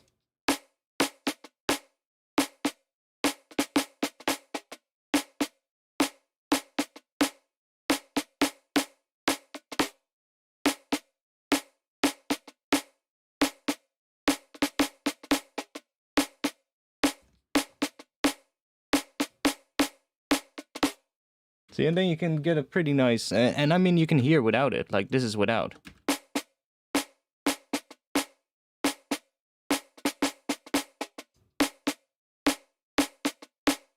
And it's really a very, it's just a sine wave. And I love doing that kind of stuff, just messing with it, because it's also like it's running through some other stuff, this weird preamp kind of thing. By the way, if you don't have any of these plugins, go to the Patreon of Analog Obsession. This guy has a Patreon account, and on there you can support him if you want. And if you don't, you can just still download all the plugins for free. He has like a ton of plugins on there, and they're all like, sort of like here, I have an entire folder of them. And they're all like vintage emulation kind of plugins in a way, but they're pretty cool. Like this one, for instance, has all these different models for like preamps, and they all sort of like manipulate the incoming audio in a way where it kind of becomes a bit asymmetrical. Like not with a DC offset, but like the positive and the negative kind of get a little bit of a different amplitude, which is kind of cool. Especially if you then process it afterwards with like some distortion or some other stuff. That kind of changes the tone a little bit, and it's very subtle, but it does kind of, I like it, you know? And a lot of these, you can click the Analog Obsession logo. Well, this one, in this particular instance, you cannot, but normally if you click that logo, it turns red, and that's the oversampling. So a lot of people seem to not know that. But like, for instance, this, like a FET compressor, and then, yeah, see? So now oversampling is on. But they're all free, so you can just grab them for free, and there's like, how many? Like, I would say 35-ish, maybe 40?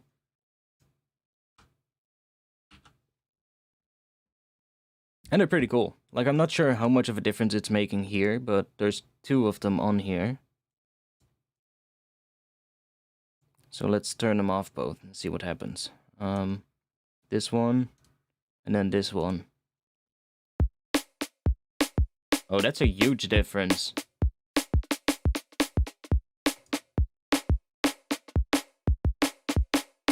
So that one is only on the addictive drums. And this one is on the entire drum group.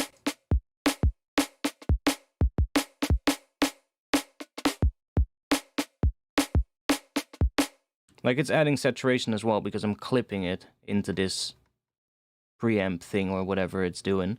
I don't know if it's clipping it or whatever, but it's adding distortion, and that's really nice. I just like using those kind of things every now and then, just to gel things a bit together, you know? Add it on, like, the entire group, and then kind of works.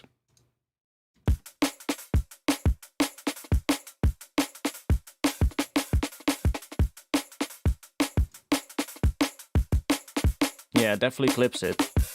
See, it's not going above 0. Whereas before, it's going in the red. Okay, this one is just a copy. This one, I think this one I like this one more than this one, I think. We need to hear it in the mix, but...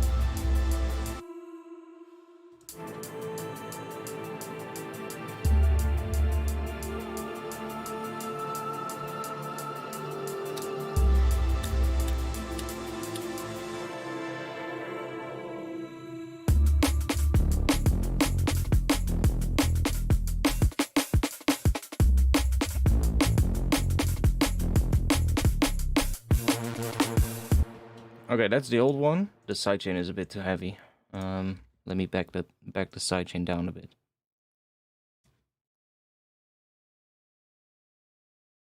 Don't want to have as much sidechain on the snare, only on the kick drum, I think. Snare doesn't need that much. So the old one.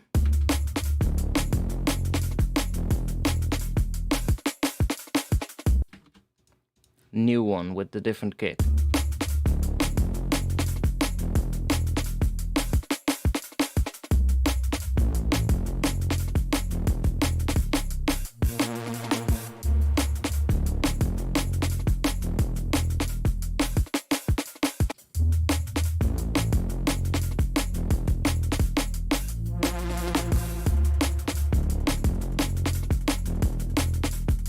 I think I like this one more.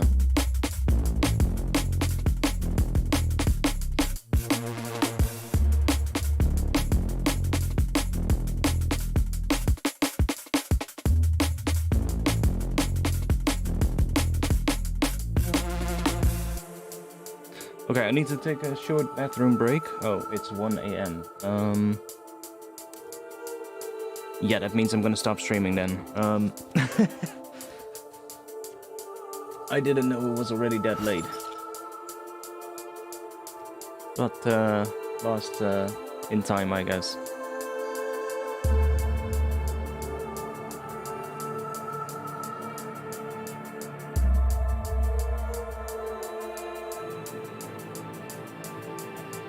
Anyways, yeah, okay, well, that was it.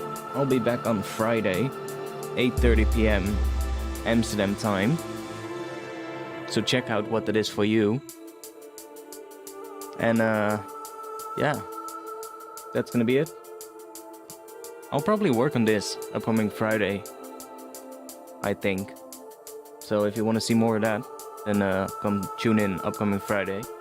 Yeah, that's it. So I'll see you guys again soon. I hope you liked it. I'll drop the invite link to the Discord in the chat as well, by the way. So that'll be it. See you guys soon. Peace.